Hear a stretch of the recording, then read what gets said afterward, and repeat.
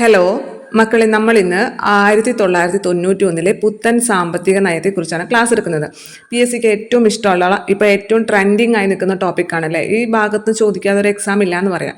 അപ്പോൾ നമ്മൾ +1 അധ്യായം 3 ഉദാരവൽക്കരണം, സ്വകാര്യവൽക്കരണം, ആഗോളവൽക്കരണം, ഒരു വിലയിരുത്തൽ, ഈ ചാപ്റ്ററാണ് നമ്മൾ എടുക്കുന്നത്. അപ്പോൾ നമ്മൾ സാധാരണ SCERT ചാപ്റ്റേഴ്സാണ് കൂടുതൽ എടുക്കാറുള്ളത്. ഇന്ന് നമ്മളൊരു NCERT ചാപ്റ്ററാണ് എടുക്കുന്നത്. അപ്പോൾ ഇതൊരു വലിയ ചാപ്റ്റർ ആയതുകൊണ്ട് തന്നെ ഇതിലെ കാര്യങ്ങളൊക്കെ ഞാൻ വായിച്ച് നോക്കി പോയിന്റ് ബൈ പോയിന്റ് ആയിട്ട് എഴുതി വെച്ചിട്ടുണ്ട്. നിങ്ങൾക്കത് കൃത്യമായി ഞാൻ പറഞ്ഞു തരാം. അപ്പോൾ നിങ്ങൾക്ക് പഠിക്കാനും എളുപ്പമായിരിക്കും. അതിനുശേഷം ഞാൻ ഇതിൻ്റെ PDF, ഈ ചാപ്റ്ററിൻ്റെ PDF ഞാൻ നിങ്ങൾക്ക് ടെലഗ്രാം ചാനലിൽ ഇട്ട് തരാം. അപ്പോൾ നിങ്ങൾക്ക് പറ്റുന്നവർ അത് തീർച്ചയായിട്ടും വായിക്കുക. ഒന്ന് വായിച്ചു കഴിഞ്ഞാൽ അത് തീർച്ചയായിട്ടും നല്ലതായിരിക്കും. അപ്പം നമുക്ക് നേരെ ക്ലാസ്സിലേക്ക് കടക്കാം. അതിനു മുമ്പ്, ഇത് വിവരിക്കുന്നതിന് മുമ്പ്, നമുക്ക് ആ ചാപ്റ്റർ തുടങ്ങുന്നതിന് മുമ്പ് തന്നെ പഠന നേട്ടങ്ങൾ എന്ന് പറഞ്ഞു കൊടുത്തിട്ടുണ്ട്. പഠന നേട്ടങ്ങൾ ഈ SCERT ടെക്സ്റ്റ് ബുക്കിലാണെങ്കിലും പഠന നേട്ടങ്ങൾ കൊടുക്കും. ആ ഭാഗത്ത് നിന്നാണ് PSC കൂടുതൽ ചോദിക്കാറുള്ളത്. അപ്പോൾ ആ പഠന നേട്ടങ്ങൾ നമ്മൾ ഇതിൽ കൂടി എന്തൊക്കെയാണ് പഠിക്കേണ്ടത് എന്ന് മനസ്സിലാക്കാം. ആദ്യം തന്നെ പഠിക്കേണ്ടത് ഈ സാമ്പത്തിക നയം കൊണ്ടുവരാനുള്ള പശ്ചാത്തലം എന്തായിരുന്നു. കൃത്യമായിട്ട് പഠിക്കണം. നമ്മൾ വെറുതെ ഈ LPG, ലിബറലൈസേഷൻ എന്താണ്, പ്രൈവറ്റൈസേഷൻ എന്താണ്, ഗ്ലോബലൈസേഷൻ എന്താണെന്ന് മാത്രം പഠിച്ചാൽ പോരാ. ഇങ്ങനൊരു സാമ്പത്തിക നയം കൊണ്ടുവരുന്നതിനുള്ള പശ്ചാത്തലം എന്തായിരുന്നു. എല്ലാവർക്കും കുറച്ചൊക്കെ അറിയായിരിക്കും. വിദേശ നാണയത്തിൻ്റെ അപര്യാപ്തത വലിയൊരു പ്രശ്നമായിരുന്നു. അതേപോലെ തന്നെ ഗൾഫ് യുദ്ധങ്ങൾ ഒരു കാരണമായിരുന്നു എന്നൊക്കെ പഠിച്ചിട്ടുണ്ടാവും. പക്ഷെ അത് മാത്രമല്ല, എല്ലാ കാരണങ്ങളും പഠിച്ചിരിക്കണം. സ്റ്റേറ്റ്മെൻറ്റിൽ വരുമ്പോൾ ഒരു കാരണം ചോദിച്ചാൽ നിങ്ങൾക്കത് കിട്ടണം. പ്രത്യേകിച്ച് ഞാനിപ്പോൾ ഒരു കാരണം പറയാം. പൊതുമേഖലയുടെ മോശം പ്രകടനം, ഇങ്ങനെ ഒരു സ്റ്റേറ്റ്മെൻറ്റ് തന്നാൽ ചിലപ്പോൾ നമുക്ക് സംശയം വരും. ഇത് ശരിയാണോ തെറ്റാണോ, പൊതുമേഖല ആ സമയത്ത് മോശം പ്രകടനമായിരുന്നോ കാണിച്ചിരുന്നതൊക്കെ നമുക്കൊരു സംശയം വരും അല്ലേ. അപ്പം ഇത് പൊതുമേഖലയുടെ മോശം പ്രകടനം എന്നുള്ളത് ഒരു കാരണം തന്നെയായിരുന്നു. അപ്പം കാരണങ്ങൾ കൃത്യമായി മനസ്സിലാക്കണം. ഇത്തരത്തിലൊരു പുത്തൻ സാമ്പത്തിക നയം കൊണ്ടുവരാൻ എന്തൊക്കെ കാരണങ്ങളുണ്ട് എന്ന് കൃത്യമായി മനസ്സിലാക്കണം. നമുക്കത് ആദ്യം പറഞ്ഞിട്ട് പോകാം. അത് തന്നെ ആദ്യം നമുക്ക് പറയാം. അപ്പൊ എന്തൊക്കെയാണ് ഇങ്ങനെ ഒരു പുത്തൻ സാമ്പത്തിക നയം കൊണ്ടുവരുന്നതിനുള്ള കാരണം എന്ന് ചോദിച്ചാൽ, ഒന്നാമത്തത് രാജ്യത്തിന്റെ രാഷ്ട്രീയ അസ്ഥിരതയാണ്. രാഷ്ട്രീയ അസ്ഥിരത, രാഷ്ട്രീയപരമായിട്ടൊരു അസ്ഥിരതയില്ല. കാരണം 1984 ഇന്ദിരാഗാന്ധി മരണപ്പെടാണ് അല്ലെ. മരണപ്പെടാന്ന് വെച്ചാൽ വധിക്കുകയാണ് ഇന്ദിരാഗാന്ധിക്ക്. അതിനുശേഷം രാജീവ് ഗാന്ധി ഭരണത്തിൽ വരുന്നു. 84 മുതൽ 89 വരെ രാജീവ് ഗാന്ധി ഭരണത്തിൽ തുടരുന്നുണ്ട്. എന്നാൽ 89 ശേഷം പിന്നീട് ഒരു രാഷ്ട്രീയ അസ്ഥിരതയാണ് നിലനിൽക്കുന്നത്. കാരണം നമുക്കറിയാം, ഒരു പ്രധാനമന്ത്രി എന്ന് പറഞ്ഞാൽ അദ്ദേഹത്തിന്റെ കാലയളവ് 5 വർഷമാണ് അല്ലെ. അപ്പൊ 5 വർഷം എന്ന് പറയുമ്പോൾ ഒരു 3 പ്രധാനമന്ത്രി വന്നാൽ ഒരു 15 വർഷം ഭരിക്കാം. പക്ഷെ നമ്മുടെ ഇവിടെ 3 വർഷത്തിനിടയ്ക്ക് 3 പ്രധാനമന്ത്രിമാരാണ് മാറി മാറി വരുന്നത്. അതായത് 89 രാജീവ് ഗാന്ധിക്ക് ശേഷം പിന്നെ വരുന്നത് VP സിംഗ് വരുന്നു. അതിനുശേഷം ചന്ദ്രശേഖർ വരുന്നു. അതിനുശേഷം PV നരസിംഹറാവു വരുന്നു. ഇങ്ങനെ ഒരു വർഷം പോലും ഒരു പ്രധാനമന്ത്രി, ഒരു പ്രൈം മിനിസ്റ്റർ കാലാവധി പൂർത്തിയാക്കുന്നില്ല. 5 വർഷമാണ് ഒരു പ്രൈം മിനിസ്റ്ററുടെ കാലാവധി എന്നിരിക്കെ ഒരു വർഷം പോലും പ്രൈം മിനിസ്റ്റേഴ്സ് അവരുടെ കാലാവധി പൂർത്തിയാക്കാൻ ഒരു അവസ്ഥ വരാണ്. രാഷ്ട്രീയമായിട്ടുള്ള ഒരു അസ്ഥിരത വരാണ്. അത് തന്നെയാണ് ഒന്നാമത്തെ റീസൺ, രാജ്യത്തിന്റെ രാഷ്ട്രീയമായിട്ടുള്ള അസ്ഥിരത. ഇത്തരത്തിൽ രാഷ്ട്രീയമായിട്ടുള്ള അസ്ഥിരത വന്നാൽ അവർക്ക് പിന്നെ നല്ലൊരു ഭരണം കാഴ്ചവെക്കാൻ സാധിക്കുമോ? പ്രത്യേകിച്ച് സാമ്പത്തിക രംഗത്ത് അല്ലെ. സാമ്പത്തിക രംഗത്ത് നല്ലൊരു ഭരണം കാഴ്ചവെക്കാൻ സാധിക്കില്ല. അപ്പൊ ഇന്ത്യൻ സമ്പദ് വ്യവസ്ഥയുടെ കാര്യക്ഷമമല്ലാത്ത മാനേജ്മെന്റ് ആണ് അല്ലെ.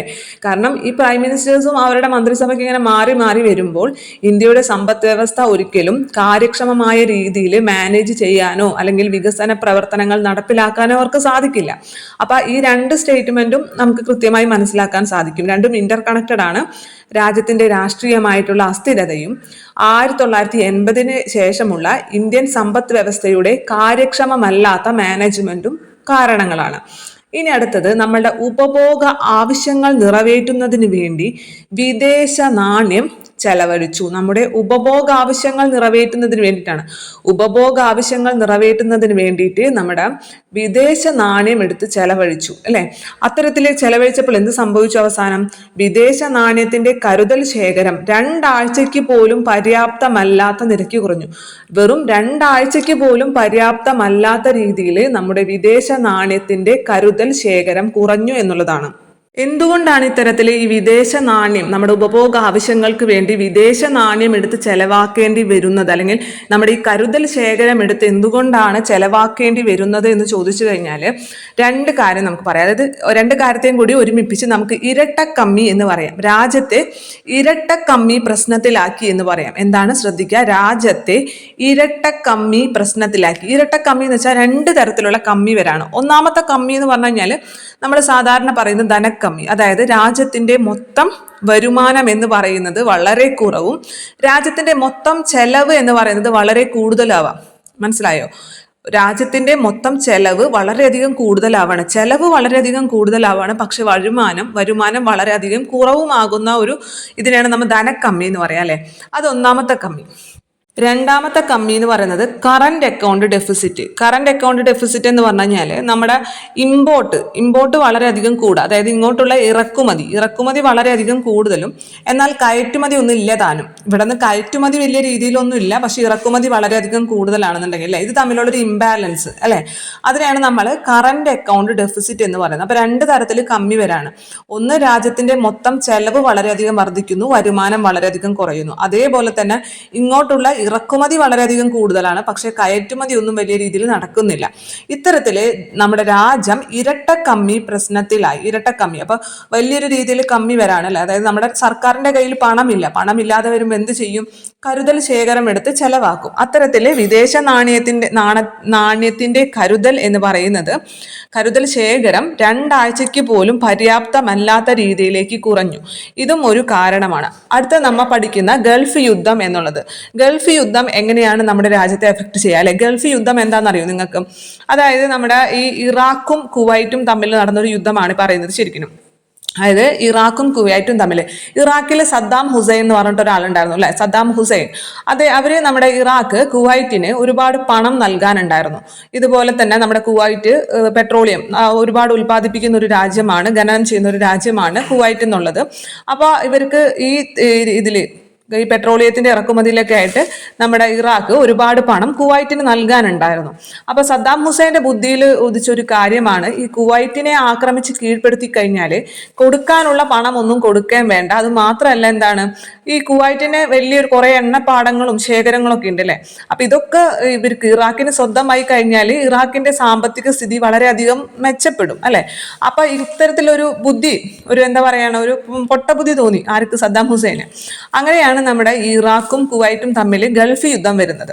അപ്പൊ നമ്മുടെ ഈ 1990 സമയത്താണ് ഈ യുദ്ധം വരുന്നത്. നമുക്കറിയാം, നിങ്ങളൊക്കെ 90കളിൽ ജനിച്ച ഒരാൾക്കാരാണെങ്കിൽ നിങ്ങൾക്ക് മനസ്സിലാകും, ആ സമയത്തൊക്കെ നമ്മുടെ ഇപ്പൊ UK പോകാന്ന് പറഞ്ഞ പോലെയാണല്ലേ അന്ന് ഗൾഫിലേക്ക് പോകാന്ന് പറയണത്. എല്ലാവരും ഗൾഫിൽ പോകുന്നവരായിരുന്നു. വിവാഹാലോചനയൊക്കെ നടക്കുന്ന സമയത്ത് ഇന്ന് സർക്കാർ ജോലിയല്ല, അന്ന് ഗൾഫിലാണോ എന്ന് ചോദിക്കുക. അത്തരത്തിൽ എല്ലാവരും ഗൾഫിലായിരുന്നു. ഗൾഫിൽ പോകുന്നവർക്കാണ് കൂടുതൽ വരുമാനം ഉണ്ടാകുക, അങ്ങനത്തെ ഒരു സ്ഥിതിവിശേഷമായിരുന്നു. അപ്പൊ ഈ ഗൾഫ് യുദ്ധം വരാണ്. അപ്പൊ നമ്മുടെ ഗൾഫിലുണ്ടായിരുന്ന ഒരുപാട് ഇന്ത്യക്കാർക്ക് അവിടെ തൊഴിൽ നഷ്ടപ്പെടുന്നു, അങ്ങനത്തെ ഒരു കാര്യം ഉണ്ടാവും. അതേപോലെ തന്നെ ഈ പെട്രോളിന്റെ വിലയും വളരെയധികം വർദ്ധിക്കും. ഈ കുവൈറ്റ് പോലുള്ള രാജ്യങ്ങളിൽ നിന്നാണ് ഇന്ത്യയിലേക്കും ഏറ്റവും കൂടുതൽ പെട്രോൾ ഇറക്കുമതി ചെയ്യുന്നത്. അപ്പൊ പെട്രോളിന്റെ വിലയും വളരെയധികം വർദ്ധിക്കും. അപ്പൊ പെട്രോളിന്റെ വില വർദ്ധിച്ചാൽ എന്ത് സംഭവിക്കും? നമ്മുടെ ഇവിടെയുള്ള എല്ലാ നിത്യോപയോഗ സാധനങ്ങളുടെയും വില വർദ്ധിക്കും. നമുക്കിപ്പോൾ അറിയാലോ, നമ്മുടെ ഇവിടെ എന്തെങ്കിലും പെട്രോളിന്റെ വില വർദ്ധിക്കുക, എന്തെങ്കിലും ലോറി സമരങ്ങൾ വരാം, അങ്ങനെ എന്തെങ്കിലുമൊക്കെ വന്നിട്ടുണ്ടെങ്കിൽ അപ്പൊ പച്ചക്കറിയുടെയും ബാക്കിയുള്ള സാധനങ്ങളുടെ ഒക്കെ വില കൂടും അല്ലേ. അപ്പൊ ഇതേപോലത്തെ അവസ്ഥ തന്നെയായിരുന്നു അന്നും. ഈ പെട്രോളിന്റെ വില വർദ്ധിച്ചപ്പോൾ സ്വാഭാവികമായിട്ടും അതിനെ തുടർന്ന് വലിയ രീതിയിലുള്ളൊരു വിലക്കയറ്റം നമ്മുടെ രാജ്യത്തും സംഭവിച്ചു. അപ്പൊ ഇത്തരത്തിൽ രണ്ട് തരത്തിലല്ല, അതിലും കൂടുതൽ തരത്തിൽ നമ്മുടെ ഗൾഫ് യുദ്ധം ഇന്ത്യയെ ബാധിച്ചു. അപ്പൊ ഗൾഫ് യുദ്ധവും ആ സമയത്തെ സാമ്പത്തിക പ്രതിസന്ധിക്ക് ഒരു കാരണമാണ്. അടുത്തത് പൊതുമേഖലയുടെ മോശം പ്രകടനം. പൊതുമേഖലയുടെ മോശം പ്രകടനം എന്ന് പറഞ്ഞു കഴിഞ്ഞാൽ, നമുക്ക് സ്വാതന്ത്ര്യം കിട്ടിയതിന് ശേഷം നമ്മൾ സ്വീകരിച്ച ഇതനുസരിച്ച്, വ്യവസായിക നയം അനുസരിച്ച് ഏകദേശം 17ഓളം വ്യവസായങ്ങൾ പൊതുമേഖലയ്ക്ക് മാത്രമായിട്ട് മാറ്റിവെച്ചിരുന്നു, അല്ലെങ്കിൽ സംവരണം ചെയ്തിരുന്നു എന്ന് പറയാം. ആ 17 മേഖലയിൽ പൊതുമേഖലാ സ്ഥാപനങ്ങൾ മാത്രമേ ഉണ്ടായിരുന്നുള്ളൂ, അതിൽ സ്വകാര്യ മേഖലനെ അനുവദിച്ചിരുന്നില്ല. ഇപ്പൊ നിലവിൽ 2 മേഖലകൾ മാത്രമാണ് അത്തരത്തിൽ നമ്മൾ ഈ പൊതുമേഖലയ്ക്കായി മാറ്റി വെച്ചിരുന്നത്. പക്ഷെ ആ സമയത്ത് എന്നൊക്കെ പറയണത്, 90കളുടെ ആ സമയത്തൊക്കെ പറയണത് 17 വ്യവസായ മേഖലകൾ പൊതുമേഖലയ്ക്കായിട്ട് റിസർവ് ചെയ്ത് വെച്ചിരുന്നു. അപ്പൊ ഈ പൊതുമേഖലയാണെങ്കിലോ ആരും മത്സരിക്കാനില്ല, നമുക്ക് ഓപ്പോസിറ്റ് ആയിട്ട്. ഇപ്പൊ നമ്മുടെ ക്ലാസ്സിൽ തന്നെ നമുക്ക് ഓപ്പോസിറ്റ് ആയിട്ട് ആരെങ്കിലും മത്സരിക്കാനുണ്ടെങ്കിലാണ് നമുക്ക് പഠിക്കാൻ വീര്യം കൂടാം. നമ്മൾ അതുകൊണ്ടാണ് ഒറ്റയ്ക്ക് ഇരുന്ന് പഠിക്കരുന്ന് പറയുന്നത്. നമുക്ക് കൂടെ പഠിക്കാൻ ആരെങ്കിലും ഉണ്ടെങ്കിൽ നമുക്കൊരു ഊർജ്ജം കിട്ടും അല്ലേ. അപ്പൊ ഈ പൊതുമേഖലാ സ്ഥാപനങ്ങൾക്ക് കൂടെ മത്സരിക്കാൻ ആരുമില്ല. അതുകൊണ്ട് തന്നെ അവർ വളരെ മോശം പ്രകടനമാണ് കാഴ്ചവെച്ചിരുന്നത്. അപ്പൊ ഈ പൊതുമേഖലാ സ്ഥാപനങ്ങളുടെ മോശം പ്രകടനവും നമ്മുടെ സമ്പദ് വ്യവസ്ഥയെ വളരെയധികം മോശമായി ബാധിച്ചു. കാരണം രാജ്യത്തിന്റെ പ്രധാനപ്പെട്ട ഒരു വരുമാനം തന്നെയാണല്ലേ പൊതുമേഖലാ സ്ഥാപനങ്ങളിൽ നിന്നുള്ള വരുമാനം. ഇത് വരുമാനം ഒന്നുമില്ല എന്ന് മാത്രമല്ല, മിക്ക പൊതുമേഖലാ സ്ഥാപനങ്ങളും നഷ്ടത്തിലുമായിരുന്നു. അപ്പൊ ഇതും നമ്മുടെ ഇന്ത്യയുടെ സമ്പദ് വ്യവസ്ഥയെ വളരെയധികം ബാധിച്ചു. അതുപോലെ അവശ്യ വസ്തുക്കളുടെ വിലക്കയറ്റം, സമ്പദ് വ്യവസ്ഥയുടെ മന്ദഗതിയിലുള്ള വളർച്ച, ഇതെല്ലാം തന്നെ കാരണങ്ങളാണ്. അപ്പൊ നമ്മൾ ആദ്യം പറഞ്ഞ കാര്യങ്ങൾ അവസാനിപ്പിച്ചു. നിങ്ങൾ ആ പോയിന്റുകൾ ഒന്നും കൂടി റീകളക്ട് ചെയ്ത് നോക്കാം. ഒന്നാമത് നമ്മൾ പറഞ്ഞത് രാജ്യത്തിന്റെ രാഷ്ട്രീയമായിട്ടുള്ള അസ്ഥിരത അല്ലെ. പ്രൈം മിനിസ്റ്റേഴ്സ് ഇങ്ങനെ മാറി മാറി വരാണ്. രാഷ്ട്രീയം ഒരു എന്താ പറയാ, ഒരു സ്ഥിരതയില്ല, മാറി മാറി രാഷ്ട്രീയ കക്ഷികൾ വരാണ്. അപ്പൊ രാജ്യത്തിന്റെ രാഷ്ട്രീയ അസ്ഥിരത 1980 ഇന്ത്യൻ സമ്പദ് വ്യവസ്ഥയുടെ കാര്യക്ഷമമല്ലാത്ത മാനേജ്മെന്റ് അല്ലെ, 80 ശേഷമുള്ള ഇന്ത്യൻ സമ്പദ് വ്യവസ്ഥയുടെ കാര്യക്ഷമമല്ലാത്ത മാനേജ്മെന്റ്, ഉപഭോഗ ആവശ്യങ്ങൾ നിറവേറ്റുന്നതിന് വേണ്ടിയിട്ട് ഇന്ത്യയുടെ വിദേശ നാണയ ശേഖരം അല്ലെ എടുത്ത് ചെലവഴിച്ചു. വിദേശ നാണയത്തിന്റെ കരുതൽ ശേഖരം 2 ആഴ്ചയിലേക്ക് പോലും പര്യാപ്തമല്ലാത്ത രീതിയിലേക്ക് കുറഞ്ഞു എന്നുള്ളതും, രാജ്യം ഇരട്ടക്കമ്മി പ്രശ്നത്തിലായില്ലേ. ഇരട്ടക്കമ്മി എന്താണെന്ന് നമ്മൾ പറഞ്ഞു. ഇരട്ടക്കമ്മി പ്രശ്നത്തിലായി. ഗൾഫ് യുദ്ധം, പൊതുമേഖലയുടെ മോശം പ്രകടനം, സമ്പദ് വ്യവസ്ഥയുടെ മന്ദഗതിയിലുള്ള വളർച്ച, അവശ്യ സാധനങ്ങളുടെ വിലക്കയറ്റം. ഒന്നും കൂടിയും ശ്രദ്ധിക്കുക, ഇമ്പോർട്ടൻ്റ് ആണ്. ഓരോരോ പോയിന്റ് ആയിട്ട് നിങ്ങൾക്ക് ഇതിലേതാണ് കാരണങ്ങൾ എന്ന് ചോദിക്കുമ്പോൾ കൃത്യമായി കിട്ടണം. രാജ്യത്തിന്റെ രാഷ്ട്രീയമായിട്ടുള്ള അസ്ഥിരത, 1980 ശേഷമുള്ള ഇന്ത്യൻ സമ്പദ് വ്യവസ്ഥയുടെ കാര്യക്ഷമമല്ലാത്ത മാനേജ്മെന്റ്, ഉപഭോഗ ആവശ്യങ്ങൾ നിറവേറ്റുന്നതിന് വേണ്ടിയിട്ട് ഇന്ത്യയുടെ കരുതൽ ശേഖരം ചിലവഴിച്ചു. വിദേശ നാണയ കരുതൽ ശേഖരം 2 ആഴ്ചയ്ക്ക് പോലും പര്യാപ്തമല്ലാത്ത നിലയ്ക്ക് കുറഞ്ഞു. ഇരട്ടക്കമ്മി പ്രശ്നം നേരിട്ടു. ഗൾഫ് യുദ്ധം, സമ്പദ് വ്യവസ്ഥയുടെ മന്ദഗതിയിലുള്ള വളർച്ച, പൊതുമേഖലയുടെ മോശം പ്രകടനം, അവശ്യ വസ്തുക്കളുടെ വിലക്കയറ്റം, ഇതെല്ലാം തന്നെ എന്താണ് 1991 പുത്തൻ സാമ്പത്തിക നയം നമ്മൾ ഇന്ത്യ സ്വീകരിക്കുന്നതിന് കാരണമായി തീർന്ന പശ്ചാത്തലമാണ്. ഇത്രയും നേരം നമ്മൾ പറഞ്ഞത് എന്തുകൊണ്ടാണ് ഇന്ത്യ ഒരു പുത്തൻ സാമ്പത്തിക നയം സ്വീകരിച്ചത് അല്ലെ, അതിനുണ്ടായ പശ്ചാത്തലം എന്തായിരുന്നു എന്നാണ് പറഞ്ഞത്. ഇനി ഇതേ തുടർന്ന് ഈ പുത്തൻ സാമ്പത്തിക നയത്തെ തുടർന്ന് നമ്മുടെ വിവിധ മേഖലകളിൽ, അത് സാമ്പത്തിക മേഖലയിലാണെങ്കിലും വ്യവസായ മേഖലയിലാണെങ്കിലും വ്യാപാര മേഖലയിലാണെങ്കിലും അങ്ങനെ സമസ്ത മേഖലയിലും നമ്മൾ മാറ്റങ്ങൾ കൊണ്ടുവന്നിട്ടുണ്ട്. ആ മാറ്റങ്ങളെ കുറിച്ചാണ് നമ്മൾ പറയാൻ പോകുന്നത്.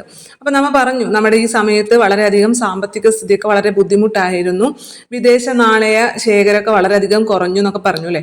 അപ്പൊ നമ്മൾ ഇതിന് വേണ്ടി എന്തായിരിക്കും പ്രതിവിധി കാണാം? കടം വാങ്ങുക എന്നുള്ളതാണ് നമ്മുടെ അടുത്ത പ്രതിവിധി അല്ലെ. അപ്പൊ അതിനുവേണ്ടി ആരെയാണ് നമ്മൾ സമീപിക്കുക? സഹായിക്കണം എന്ന് പറഞ്ഞിട്ട് നമ്മൾ ആരെ സമീപിക്കും? നമ്മുടെ വേൾഡ് ബാങ്കിനെ സമീപിക്കും അല്ലെ, IBRDനെ സമീപിക്കും, IMFനെ സമീപിക്കും. അതേപോലെ തന്നെ ഇന്ത്യ ആരെ സമീപിച്ചു? ഈ IMFനെയും IBRDയെയും സമീപിച്ചു. ഞങ്ങൾക്ക് സഹായിക്കണം, ഞങ്ങൾക്ക് കുറച്ച് സാമ്പത്തിക പ്രതിസന്ധി നേരിട്ടുകൊണ്ടിരിക്കുകയാണ്, ഞങ്ങളെ സഹായിക്കണം എന്ന് പറഞ്ഞു. അപ്പൊ അവർ സഹായിക്കാൻ തയ്യാറായിരുന്നു. കാരണം അങ്ങനത്തെ ഒരു സംഘടന വന്നിരിക്കുന്നത് തന്നെ എന്തിനാണ്? ബാക്കിയുള്ള അംഗരാജ്യങ്ങളെ സഹായിക്കുന്നതിന് വേണ്ടിയിട്ടാണ്. അപ്പൊ അവര് നമ്മളെ സഹായിക്കാൻ, ഇന്ത്യയെ സഹായിക്കാൻ സന്നദ്ധത പ്രകടിപ്പിച്ചു. പക്ഷെ അവരൊരു കണ്ടീഷൻ മുന്നോട്ട് വെച്ചു. എന്ത് കണ്ടീഷനാണ്? അതാണ് നമ്മുടെ ഈ LPG എന്ന് പറയുന്നത്. നിങ്ങൾ LPG നയം കൊണ്ടുവരണം. Liberalisation, privatisation, globalisation. ഈ നയം നിങ്ങളുടെ രാജ്യത്ത് നടപ്പിലാക്കണം എന്നുള്ളതായിരുന്നു ഇവർ മുന്നോട്ട് വെച്ച കണ്ടീഷൻ. അപ്പൊ അത് ഇന്ത്യ അംഗീകരിച്ചു. അതുകൊണ്ട് തന്നെ ഇന്ത്യക്ക് എത്രയാണ്? $7 ബില്യൺ. $7 ബില്യൺ ഇന്ത്യ കടമായിട്ട് വാങ്ങിയത്. $7 ബില്യൺ. ജസ്റ്റ് ഒന്ന് ശ്രദ്ധിച്ചു വെക്കുക, $7 ബില്യൺ ഇന്ത്യ കടമായി വാങ്ങിയത്. അങ്ങനെ നമ്മൾ $7 ബില്യൺ ലോക ബാങ്കിൽ നിന്നും കടമായി സ്വീകരിക്കുകയാണ്. എന്ത് വ്യവസ്ഥയിൽ? LPG ഇന്ത്യയിൽ നടപ്പിലാക്കാം എന്നുള്ള വ്യവസ്ഥയിൽ നമ്മൾ സ്വീകരിച്ചു. ഇതേ തുടർന്ന് ഇന്ത്യയിൽ പലതരത്തിലുള്ള സാമ്പത്തിക പരിഷ്കാരങ്ങൾ കൊണ്ടുവന്നിട്ടുണ്ട് അല്ലെ. ഈ സാമ്പത്തിക പരിഷ്കാരങ്ങളെ നമ്മൾ മെയിൻ ആയിട്ട് രണ്ടായി തിരിക്കുമല്ലോ, നിങ്ങൾ പഠിച്ചിട്ടുണ്ടാവും അല്ലെ. രണ്ടായിട്ട് നമ്മൾ ഈ സാമ്പത്തിക പരിഷ്കാരങ്ങളെ തിരിക്കും. ഒന്നാമത്തത് സുസ്ഥിര നടപടികൾ അഥവാ ഹ്രസ്വകാലം. ആ പേരിൽ തന്നെയുണ്ട്, നമ്മളെ സമ്പദ് വ്യവസ്ഥ ഒന്ന് സ്ഥിരതമായിട്ട് പിടിച്ചു നിർത്താം, തൽക്കാലത്തേക്ക് കീഴിൽ നമ്മളൊന്ന് പിടിച്ചു നിർത്താൻ വേണ്ടിയിട്ട് പെട്ടെന്ന് തന്നെ കൊണ്ടുവരുന്ന കാര്യങ്ങൾ അല്ലെ, ഹ്രസ്വകാല നടപടികൾ. ചെറിയ കാലയളവ് മതി നമുക്കത് നേടിയെടുക്കാൻ വേണ്ടിയിട്ട്. ചെറിയ കാലയളവിലേക്കായി നമ്മൾ കൊണ്ടുവരുന്ന നടപടികളാണ് ഹ്രസ്വകാല നടപടികൾ അഥവാ സുസ്ഥിര നടപടികൾ. പെട്ടെന്ന് തന്നെ നമുക്ക് എല്ലാ കാര്യങ്ങളും മാറ്റിയെടുക്കാൻ സാധിക്കില്ല. അപ്പൊ നമ്മൾ ചെറിയ കാലയളവിലുള്ള കുറച്ച് കാര്യങ്ങളൊക്കെ കൊണ്ടുവന്ന് നമ്മുടെ സമ്പദ് വ്യവസ്ഥ ഒന്ന് പിടിച്ചു നിർത്തണ്ടേ. അതിനുവേണ്ടി സുസ്ഥിര നടപടികൾ അഥവാ ഹ്രസ്വകാല നടപടികൾ. അതിൽ വരുന്ന മെയിൻ രണ്ട് കാര്യങ്ങൾ എന്ന് പറയുന്നത്, ഒന്ന് പണപ്പെരുപ്പം നിയന്ത്രിക്കുക. നമ്മുടെ ഇവിടെ വളരെ വലിയ രീതിയിലാണ് പണപ്പെരുപ്പം നേരിട്ടിരുന്നത്. ആ പെരുപ്പത്തെ ഒന്ന് നിയന്ത്രിക്കുക. പണപ്പെരുപ്പത്തെ നിയന്ത്രിക്കാൻ വേണ്ടി RBIയുടെ കയ്യിൽ കുറെ ടൂൾസുകൾ ഉണ്ടല്ലോ. എന്തൊക്കെയാണ്? അതായത് നമ്മുടെ ബാങ്ക് റേറ്റുകൾ, repo rate, reverse repo rate, അതേപോലെ തന്നെ പല റേറ്റുകളുണ്ട്. അപ്പൊ അതൊക്കെ എന്ത് ചെയ്യുക, അതൊക്കെ ഒന്ന് മാറ്റം വരുത്തിക്കൊണ്ട്, ബാങ്ക് റേറ്റും എല്ലാത്തിലും മാറ്റം വരുത്തിക്കൊണ്ട് എന്ത് ചെയ്യണം, നമ്മുടെ പണപ്പെരുപ്പം ഒന്ന് നിയന്ത്രിക്കണം. അതേപോലെ തന്നെ ബാലൻസ് ഓഫ് പേയ്മെന്റ് പ്രതിസന്ധി ഇല്ലാതാക്കുക. ബാലൻസ് ഓഫ് പേയ്മെന്റ് പ്രതിസന്ധി ഇല്ലാതാക്കുക എന്ന് വെച്ച് കഴിഞ്ഞാൽ, നമ്മൾ പല രാജ്യങ്ങൾക്കും കടം കൊടുക്കാനുണ്ട് അല്ലെ. നമ്മൾക്ക് പല വസ്തുക്കളും ഇങ്ങോട്ട് ഇറക്കുമതി ചെയ്യാൻ പറ്റുന്നില്ല. നമ്മൾ അവർക്ക് പണം നൽകാനുള്ളത് കൊണ്ട് തന്നെ പല വസ്തുക്കളും നമുക്ക് ഇങ്ങോട്ട് ഇറക്കുമതി ചെയ്യാൻ സാധിക്കുന്നില്ല. അപ്പൊ ഇത്തരത്തിലുള്ള പ്രതിസന്ധികൾ നേരിട്ടുകൊണ്ടിരിക്കുന്ന ഒരു കാലഘട്ടമല്ലേ, നമുക്ക് അവർക്ക് നൽകാൻ പണം ഇല്ലാതിരിക്കുന്ന ഒരു സമയമാണ്. അപ്പൊ അത്തരത്തിലുള്ള പ്രതിസന്ധികളൊക്കെ നമ്മൾ ഒന്ന് തരണം ചെയ്യുക, തൽക്കാലത്തേക്ക് ഒന്ന് തരണം ചെയ്യുക. അതാണ് ബാലൻസ് ഓഫ് പേയ്മെന്റ് പ്രതിസന്ധികൾ ഇല്ലാതാക്കുക. അപ്പൊ രണ്ട് സുസ്ഥിര നടപടികൾ പറഞ്ഞു. ഒന്ന് പണപ്പെരുപ്പം നിയന്ത്രിക്കുക, രണ്ടാമത്തത് ബാലൻസ് ഓഫ് പേയ്മെന്റ് പ്രതിസന്ധി ഇല്ലാതാക്കുക. ഈ രണ്ടെണ്ണമാണ് മെയിനായിട്ട് സുസ്ഥിര നടപടികളിൽ വരുന്നത്. ഇനി ഘടനാപരമായിട്ടുള്ള നടപടികൾ അഥവാ ദീർഘകാല നടപടികൾ. അതിൽ തന്നെ ഉണ്ടല്ലോ, മൊത്തം ഘടനയിൽ തന്നെ മാറ്റം വരുത്താം. ആ സ്ട്രക്ചർ തന്നെ അങ്ങോട്ട് ഒന്ന് അഴിച്ചു പണിയാന്ന് പറയില്ലേ നമ്മൾ, അങ്ങനെ മൊത്തത്തിൽ ഘടനാപരമായിട്ടുള്ള മാറ്റങ്ങൾ വരുത്താം. അതെന്താണ്? ദീർഘകാല നടപടികളാണ്. നമുക്ക് പെട്ടെന്ന് ഒരു ദിവസം കൊണ്ട് ചെയ്തെടുക്കാൻ പറ്റുന്ന കാര്യങ്ങളല്ല അത്. ഇപ്പൊ ഒരു മൊത്തം സ്ട്രക്ചർ മാറ്റാന്നുള്ളത് നമുക്ക് ഒരു ദിവസം കൊണ്ട് ചെയ്യാൻ പറ്റില്ല അല്ലെ. അപ്പൊ അതുകൊണ്ട് തന്നെ ദീർഘകാല നടപടികൾ അഥവാ ഘടനാപരമായിട്ടുള്ള നടപടികൾ. അതിലാണ് നമ്മുടെ ഈ LPG വരുന്നത്, ലിബറലൈസേഷൻ, പ്രൈവറ്റൈസേഷൻ, ഗ്ലോബലൈസേഷൻ വരുന്നത്. ഇതിലൂടെ നമ്മൾ എന്താണ്, നമ്മുടെ സമ്പദ് വ്യവസ്ഥയുടെ കാര്യക്ഷമത വർദ്ധിപ്പിക്കുക എന്നുള്ളതാണ്. തൽക്കാലം നിൽക്കുന്ന പണപ്പെരുപ്പം നിയന്ത്രിക്കുക എന്നുള്ളതോ അല്ലെങ്കിൽ ബാലൻസ് ഓഫ് പേയ്മെന്റിനെ മറികടക്കുക എന്നുള്ളതല്ല. നമ്മുടെ സമ്പദ് വ്യവസ്ഥയുടെ തന്നെ കാര്യക്ഷമത വർദ്ധിപ്പിക്കുക എന്നുള്ളതാണ് ഈ ഘടനാപരമായിട്ടുള്ള നടപടികൾ കൊണ്ട് നമ്മൾ ഉദ്ദേശിച്ചിട്ടുള്ളത്. അപ്പൊ അതിൽ എന്തൊക്കെയാണ് വരുന്നത്? ലിബറലൈസേഷൻ വരുന്നുണ്ട്, പ്രൈവറ്റൈസേഷൻ വരുന്നുണ്ട്, ഗ്ലോബലൈസേഷൻ വരുന്നുണ്ട്. ഈ കാര്യങ്ങളാണ് നമ്മൾ കൂടുതൽ ആഴത്തിൽ മനസ്സിലാക്കേണ്ടത്. ലിബറലൈസേഷൻ അഥവാ ഉദാരവൽക്കരണം എന്ന് വെച്ചാൽ നമ്മൾ പറയും, എപ്പോഴും നമ്മൾ സ്ഥിരം പറഞ്ഞു പഠിക്കുന്നത് പോലെ എല്ലാവിധ ലൈസൻസിങ്ങും എടുത്തു മാറ്റി അങ്ങനെ മാത്രം പഠിച്ചാൽ പോരാ. അതിൽ ഓരോ മേഖലകൾ തിരിച്ചു പഠിക്കണം. അതായത് നിങ്ങളുടെ വിദേശ വിനിമയത്തിൽ എന്തെല്ലാം മാറ്റങ്ങൾ വരുത്തി, വ്യാപാരത്തിൽ എന്തെല്ലാം മാറ്റങ്ങൾ വരുത്തി, വ്യാപാര നയങ്ങളിൽ എന്തെല്ലാം മാറ്റങ്ങൾ കൊണ്ടുവന്നു, വ്യവസായ മേഖലയിൽ എന്തെല്ലാം മാറ്റങ്ങൾ കൊണ്ടുവന്നു, സാമ്പത്തിക മേഖലയിൽ എന്തെല്ലാം മാറ്റങ്ങൾ കൊണ്ടുവന്നു, നികുതിയിൽ എന്തെല്ലാം മാറ്റങ്ങൾ കൊണ്ടുവന്നു. ഈ 5 കാര്യങ്ങളും കൃത്യമായി നമ്മുടെ ടെക്സ്റ്റ് ബുക്കിൽ നൽകിയിട്ടുണ്ട്. അതുകൊണ്ട് തന്നെ അത് കൃത്യമായി തന്നെ എടുത്തു പഠിക്കണം. അപ്പൊ വ്യവസായ മേഖലയിൽ എന്തെല്ലാം മാറ്റങ്ങൾ കൊണ്ടുവന്നു, സാമ്പത്തിക മേഖലയിൽ എന്തെല്ലാം മാറ്റങ്ങൾ കൊണ്ടുവന്നു, നികുതി പരിഷ്കാരങ്ങൾ എന്തൊക്കെയാണ് വരുത്തിയത്, വിദേശ വിനിമയത്തിൽ എന്തെല്ലാം പരിഷ്കാരങ്ങൾ കൊണ്ടുവന്നു, വ്യാപാര നിക്ഷേപ നയങ്ങളിൽ എന്തെല്ലാം മാറ്റങ്ങൾ കൊണ്ടുവന്നു. പെട്ടെന്ന് പറയുമ്പോൾ നിങ്ങൾക്ക് ഇത് കുറേ സാധനങ്ങളുള്ള പോലെ തോന്നും, പക്ഷെ കൃത്യമായി പഠിച്ച ഒരു ബുദ്ധിമുട്ടില്ല. ആദ്യം തന്നെ നമുക്ക് വ്യവസായ മേഖലയിൽ എന്തെല്ലാം മാറ്റം കൊണ്ടുവന്നു.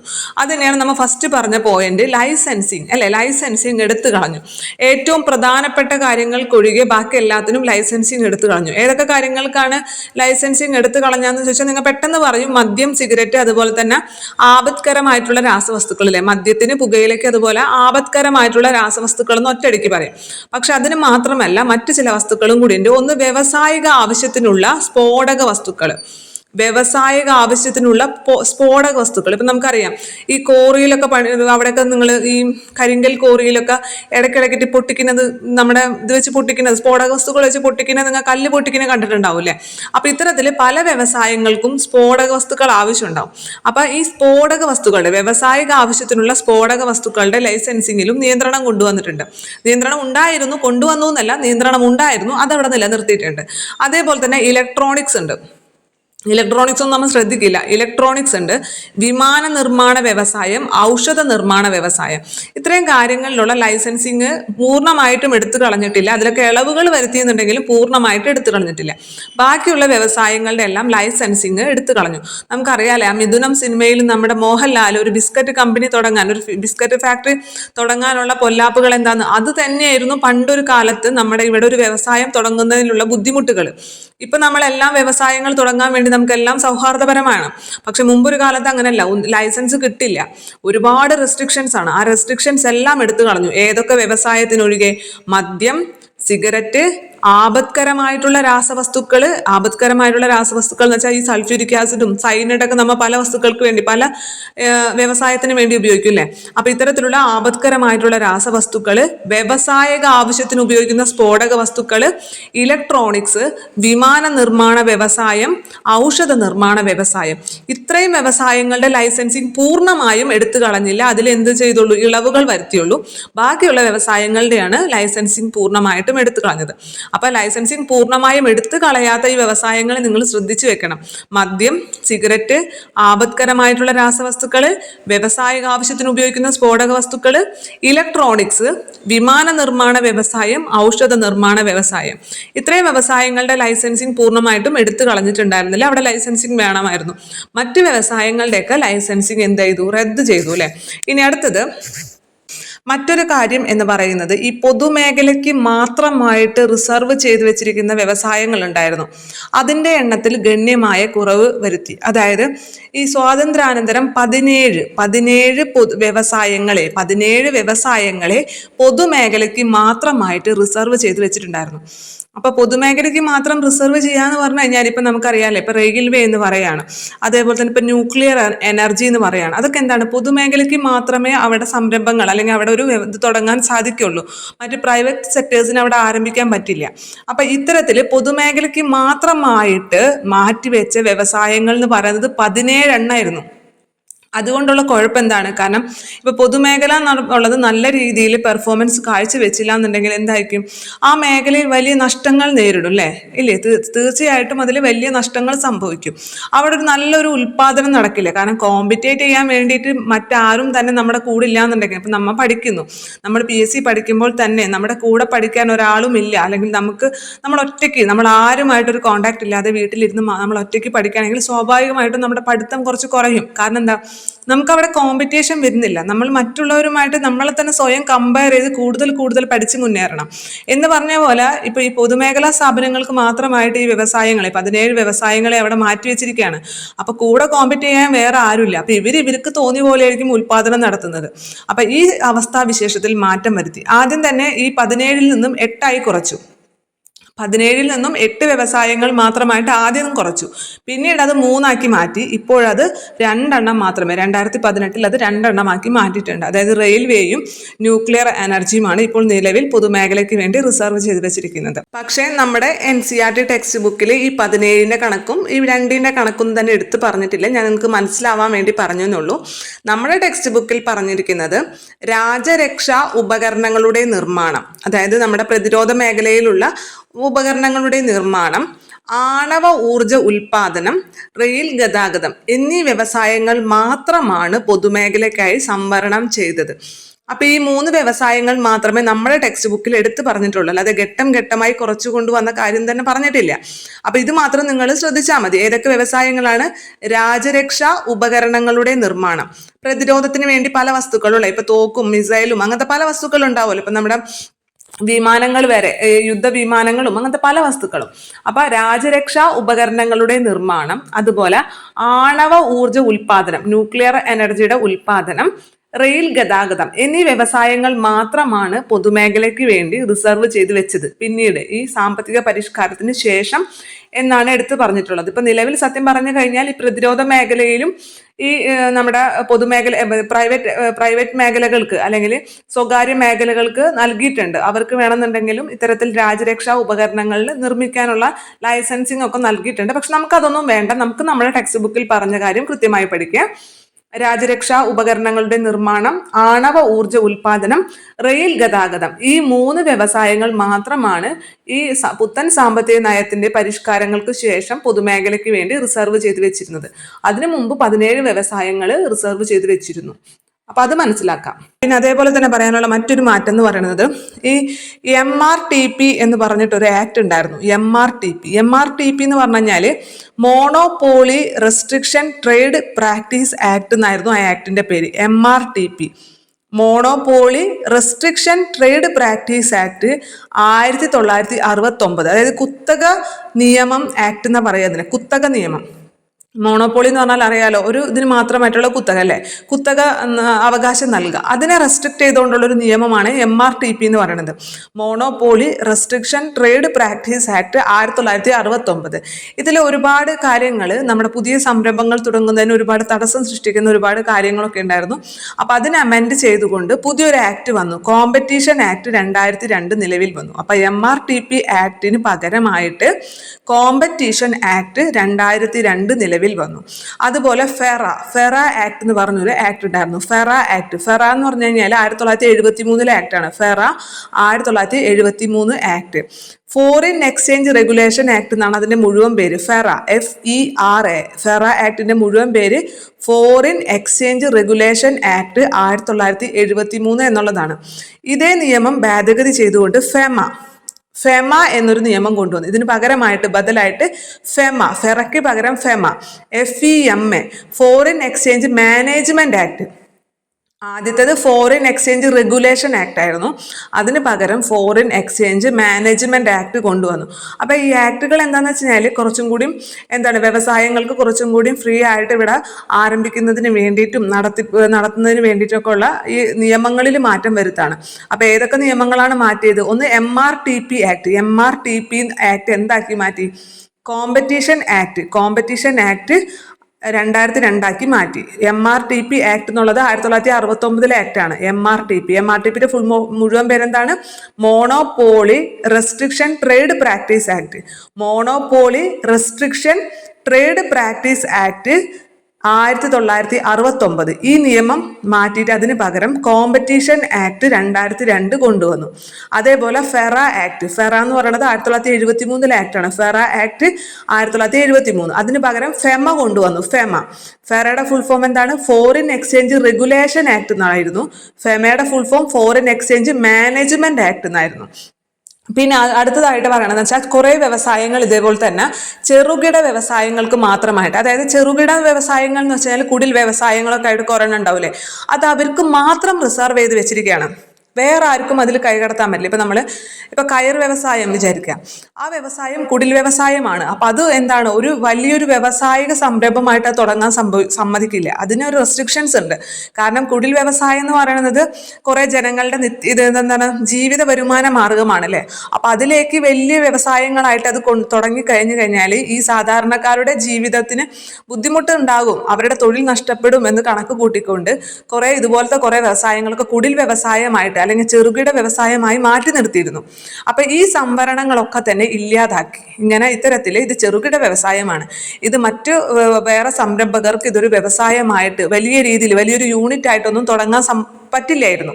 അപ്പൊ ഇതൊക്കെ മാറ്റിക്കൊണ്ട് ഇങ്ങനത്തെ റെസ്ട്രിക്ഷൻസ് എല്ലാം തന്നെ എടുത്തു മാറ്റി. അപ്പൊ എന്തൊക്കെ കാര്യങ്ങളാണ് നമ്മൾ വ്യവസായിക മേഖലയിൽ കൊണ്ടുവന്ന മാറ്റങ്ങൾ ഒന്ന് നിങ്ങൾ തന്നെ മനസ്സിൽ ഓർത്തു നോക്കുക. നമ്മൾ ആദ്യം പറഞ്ഞത് എന്താണ്? കുറെ ലൈസൻസിങ് അല്ലെ, വ്യവസായങ്ങൾ തുടങ്ങണമെങ്കിൽ കുറെ ലൈസൻസിങ്ങിന്റെ കുറെ നൂലാമാലകളൊക്കെ ഉണ്ടായിരുന്നു. ഈ ലൈസൻസിങ് എല്ലാം തന്നെ എടുത്തു കളഞ്ഞു. എന്തിനൊഴികെ മദ്യം, സിഗരറ്റ്, ആപത്കരമായിട്ടുള്ള രാസവസ്തുക്കള്, വ്യവസായിക ആവശ്യത്തിന് ഉപയോഗിക്കുന്ന സ്ഫോടക വസ്തുക്കള്, ഇലക്ട്രോണിക്സ്, വിമാന നിർമ്മാണ വ്യവസായം, ഔഷധ നിർമ്മാണ വ്യവസായം, ഇത്രയും സംരംഭങ്ങളുടെ ലൈസൻസിങ് വേണം.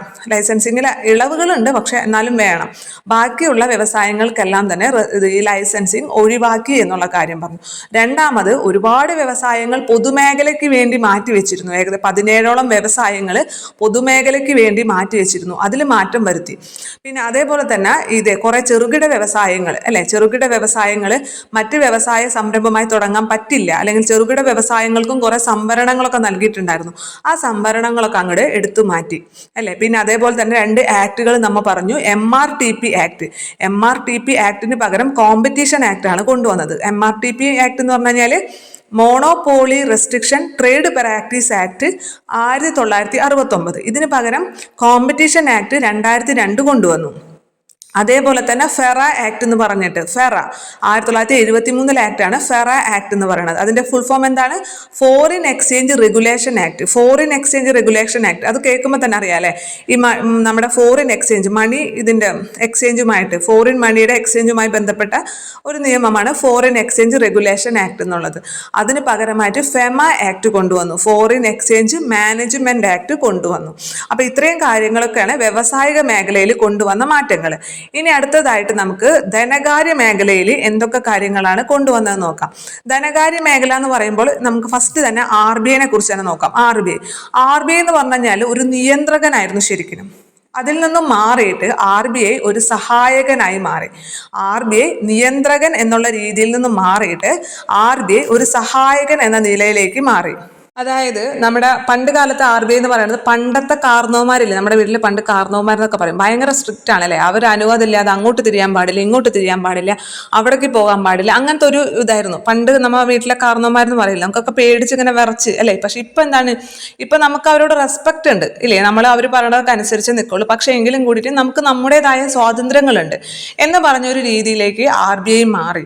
പണ്ടെന്ന് വെച്ചാൽ RBIയുടെ തീരുമാനമില്ലാതെ അല്ലെങ്കിൽ RBIയുടെ അനുവാദമില്ലാതെ ഒന്നും തന്നെ ബാക്കിയുള്ള ബാങ്കുകൾക്ക് ചെയ്യാൻ സാധിക്കില്ല. അതായത് ഇപ്പോൾ ഒരു ബ്രാഞ്ച് തുടങ്ങണമെന്നുണ്ടെങ്കിലോ അല്ലെങ്കിൽ വേറെ എന്തെങ്കിലും മാറ്റങ്ങൾ കൊണ്ടുവരുന്നുണ്ടെങ്കിലോ എന്ത് തന്നെയാണെങ്കിലും അതിന് RBIയുടെ പെർമിഷൻ നിർബന്ധമായിരുന്നു. പക്ഷെ അതിൽ നിന്നും മാറി RBI കുറച്ചും കൂടിയും ഈ ബാങ്കുകൾക്കെല്ലാം തന്നെ ഒരു സ്വന്തം ഇഷ്ടത്തിന്, മുഴുവനായിട്ട് സ്വന്തം ഇഷ്ടത്തിനല്ല എന്നുണ്ടെങ്കിൽ, ഇപ്പൊ നമ്മൾ അങ്ങനെയല്ലേ, നമ്മുടെ പാരന്റ്സ് എല്ലാം നിന്റെ ഇഷ്ടത്തിന് തീരുമാനിച്ചൊന്നല്ലല്ലോ, കുറച്ചൊക്കെ നമുക്കും സ്വാതന്ത്ര്യം തരൂല്ലേ, നമ്മുടെ അഭിപ്രായങ്ങൾക്കും കൂടിയും അവർ വില തരും എന്ന് പറഞ്ഞ പോലെ തന്നെ ഈ ബാങ്കുകൾക്കും ശാഖകൾ ആരംഭിക്കാനൊക്കെ ഉള്ള ലൈസൻസിങ് ഒക്കെ കുറച്ചും കൂടി ഉദാരമാക്കി. ഭയങ്കര സ്ട്രിക്റ്റ് ഒന്നല്ലാതെ കുറച്ചും കൂടി ഈ ലൈസൻസിങ്, പ്രത്യേകിച്ച് പുതിയ ബ്രാഞ്ചുകളൊക്കെ ആരംഭിക്കുന്നതിനുള്ള ലൈസൻസിങ് ഒക്കെ കുറച്ചും കൂടി ഉദാരമാക്കി.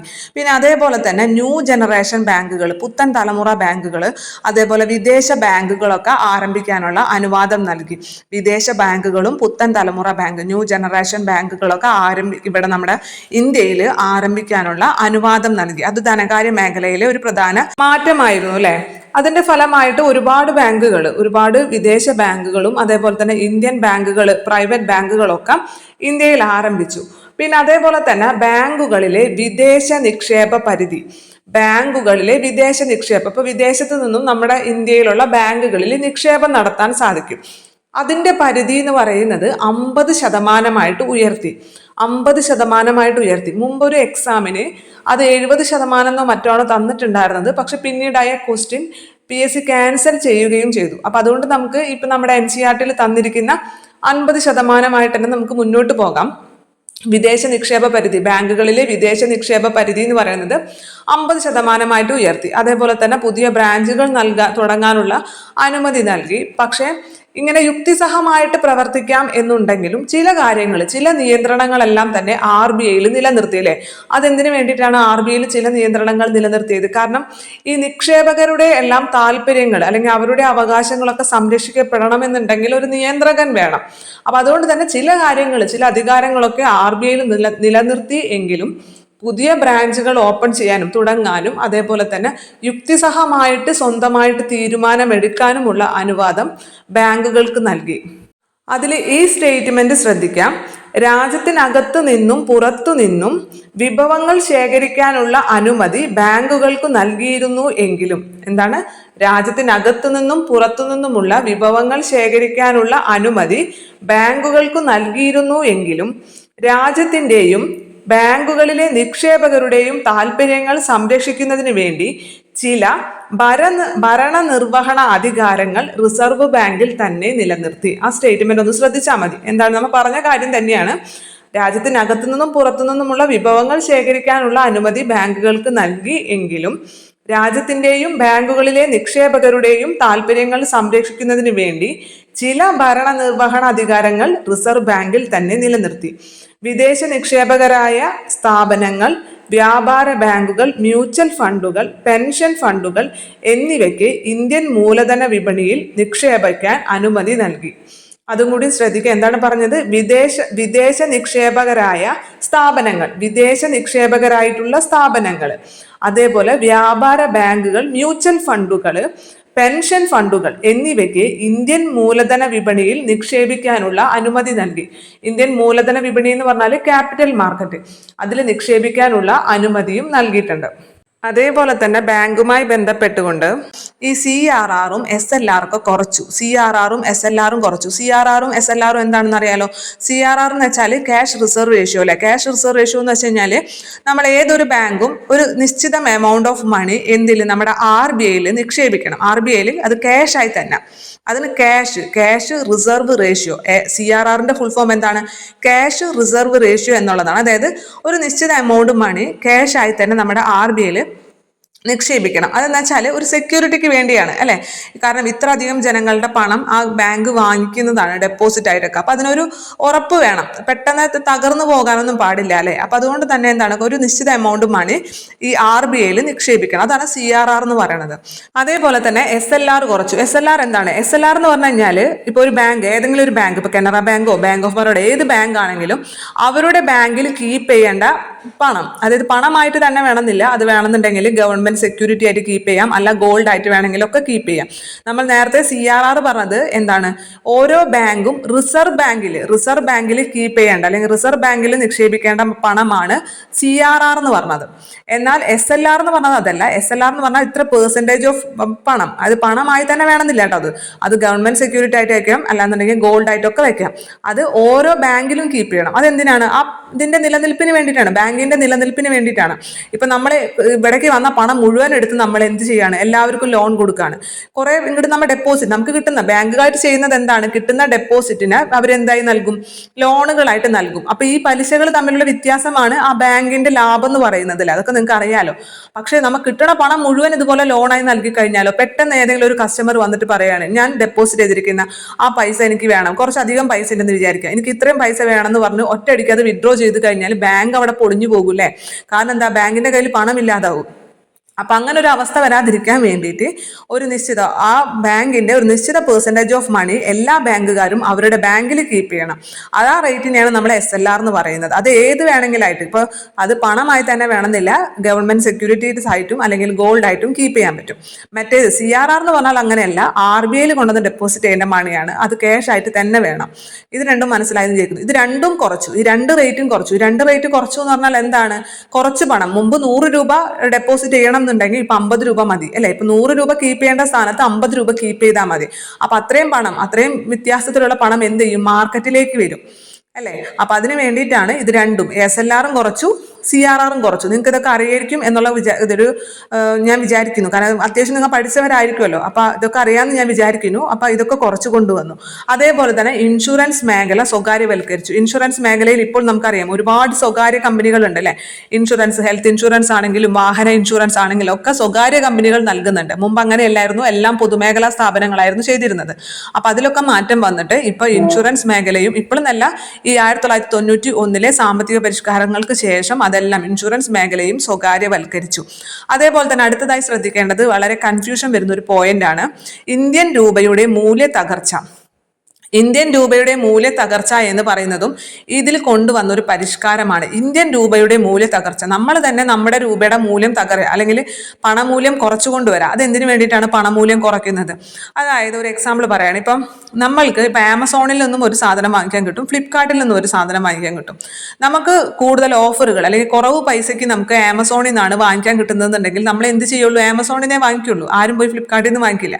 നമുക്ക് എവിടെ നിന്നാണോ കൂടുതൽ കുറവ് പൈസയ്ക്ക് കൂടുതൽ സാധനം കിട്ടുന്നത് അവിടെ പോയിട്ട് നമ്മൾ സാധനം വാങ്ങിക്കുള്ളൂ. അപ്പം അതേപോലെ തന്നെ ഇപ്പം അമേരിക്കയിൽ നിന്ന് വന്നിട്ട് നമ്മുടെ ഇന്ത്യയിൽ നിന്ന് നോക്കുമ്പോൾ ഇന്ത്യയിൽ നിന്ന് കൂടുതൽ സാധനം കിട്ടും, പക്ഷെ ബംഗ്ലാദേശിൽ നിന്ന് കുറച്ച് സാധനമേ കിട്ടുള്ളൂ. അവരിപ്പോൾ ഒരു $10 ഇന്ത്യയിൽ നിന്ന് കൂടുതൽ സാധനം കിട്ടും, പക്ഷെ ബംഗ്ലാദേശിൽ നിന്ന് അതിലും കുറവ് സാധനമേ കിട്ടുള്ളൂ. അവർ എവിടെ നിന്ന് പർച്ചേസ് ചെയ്യും?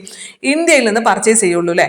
അപ്പം അതിന് വേണ്ടിയിട്ട് നമ്മുടെ ഇന്ത്യയിൽ വന്നിട്ട് എല്ലാവരും പർച്ചേസ് ചെയ്യാൻ വേണ്ടിയിട്ട് ഇന്ത്യൻ രൂപയുടെ പണമൂല്യം കുറച്ചു. അതും ഒരു പരിഷ്കാരമാണ്. അതേപോലെ തന്നെ ഈ എക്സ്ചേഞ്ച് റേറ്റുകൾ, ഇത് നമുക്കറിയാലോ. ഇപ്പോൾ നമ്മുടെ ഒരു ഇന്ത്യൻ രൂപ എന്ന് പറയണത്, ഒരു ഇന്ത്യൻ രൂപ അല്ല, ഇന്ത്യൻ രൂപ അല്ല, ഇപ്പോൾ ഒരു അമേരിക്കൻ ഡോളർ ഇന്ത്യൻ രൂപയിലേക്ക് മാറ്റിക്കഴിഞ്ഞാൽ 83 രൂപയോളം വരും അല്ലേ? ഒരു US$ എന്ന് പറയുന്നത് ഇപ്പോൾ ഏകദേശം 83 രൂപ വരും, ഇന്ത്യൻ രൂപ വരും. അപ്പോൾ ഇതെന്ന് പറയുന്നത് ഒരു ഫിക്സ്ഡ് ആയിരുന്നു. മുമ്പത്തെ കാലത്ത് ഇതൊരു ഫിക്സ്ഡ് എമൗണ്ട് ആയിരുന്നു. ഇത് ഇപ്പോൾ ഒരു US$ ഇത്ര രൂപ എന്നുള്ളത് ഒരു ഫിക്സ്ഡ് ആയിരുന്നു. പക്ഷേ ഇത് എന്ത് ചെയ്തു? ഇത് മാർക്കറ്റിന് നിർണ്ണയിക്കാം എന്നുള്ള രീതിയിൽ ഈ എക്സ്ചേഞ്ച് റേറ്റ് മാറ്റി. അതായത് മുമ്പ് ഫിക്സ്ഡ് എക്സ്ചേഞ്ച് റേറ്റ് ആയിരുന്നു, അതിന് പകരം ഫ്ലോട്ടിംഗ് എക്സ്ചേഞ്ച് റേറ്റ്. എപ്പോഴും മാറിക്കൊണ്ടിരിക്കുന്നത്, ഇപ്പോഴും ഫ്ലോട്ടിംഗ് എക്സ്ചേഞ്ച് റേറ്റ് ആണ്. നമുക്കറിയാം, ഇപ്പോൾ ഒരു മാസം മുമ്പ് ഉള്ള വിനിമയ മൂല്യമായിരിക്കില്ല പിന്നെ അടുത്ത മാസം വരുന്നത്. ഇത് മാറിക്കൊണ്ടിരിക്കും, മാർക്കറ്റിനനുസരിച്ച് ഇങ്ങനെ മാറിക്കൊണ്ടിരിക്കും മൂല്യത്തിൽ. അത്തരത്തിൽ ഫിക്സ്ഡിൽ നിന്നും ഫ്ലോട്ടിങ്ങിലേക്ക് മാറ്റി, ഫിക്സ്ഡ് എക്സ്ചേഞ്ച് റേറ്റിൽ നിന്നും മാറ്റിയിട്ട് ഫ്ലോട്ടിംഗ് എക്സ്ചേഞ്ച് റേറ്റ് ആയി കൊണ്ടുവന്നു. പിന്നെ അതേപോലെ തന്നെ മൂലധന വിപണി എന്ന് പറയുന്നത് നമ്മുടെ സ്റ്റോക്ക് മാർക്കറ്റ് ഇല്ലേ, അതൊക്കെ അവിടേക്ക് ഉദാരവൽക്കരണം കൊണ്ടുവന്നു. മൂലധന വിപണിയിലും ഉദാരവൽക്കരണം കൊണ്ടുവന്നു. അപ്പൊ മൂലധന വിപണി എന്ന് പറയുന്നത് എന്താണെന്ന് മനസ്സിലാക്കണം. നമ്മുടെ സ്റ്റോക്ക് മാർക്കറ്റിനെയാണ് മൂലധന വിപണി എന്ന് പറയുന്നത്. ഇപ്പൊ സ്റ്റോക്ക് മാർക്കറ്റ് ഉദാരവൽക്കരിച്ചു എന്ന് പറഞ്ഞാൽ നിങ്ങൾക്ക് കിട്ടും, പക്ഷെ അതിന് പകരം മൂലധന വിപണി ഉദാരവൽക്കരിച്ചു എന്ന് പറഞ്ഞാൽ ചിലർക്കെങ്കിലും അത് മനസ്സിലാകാതെ വരും.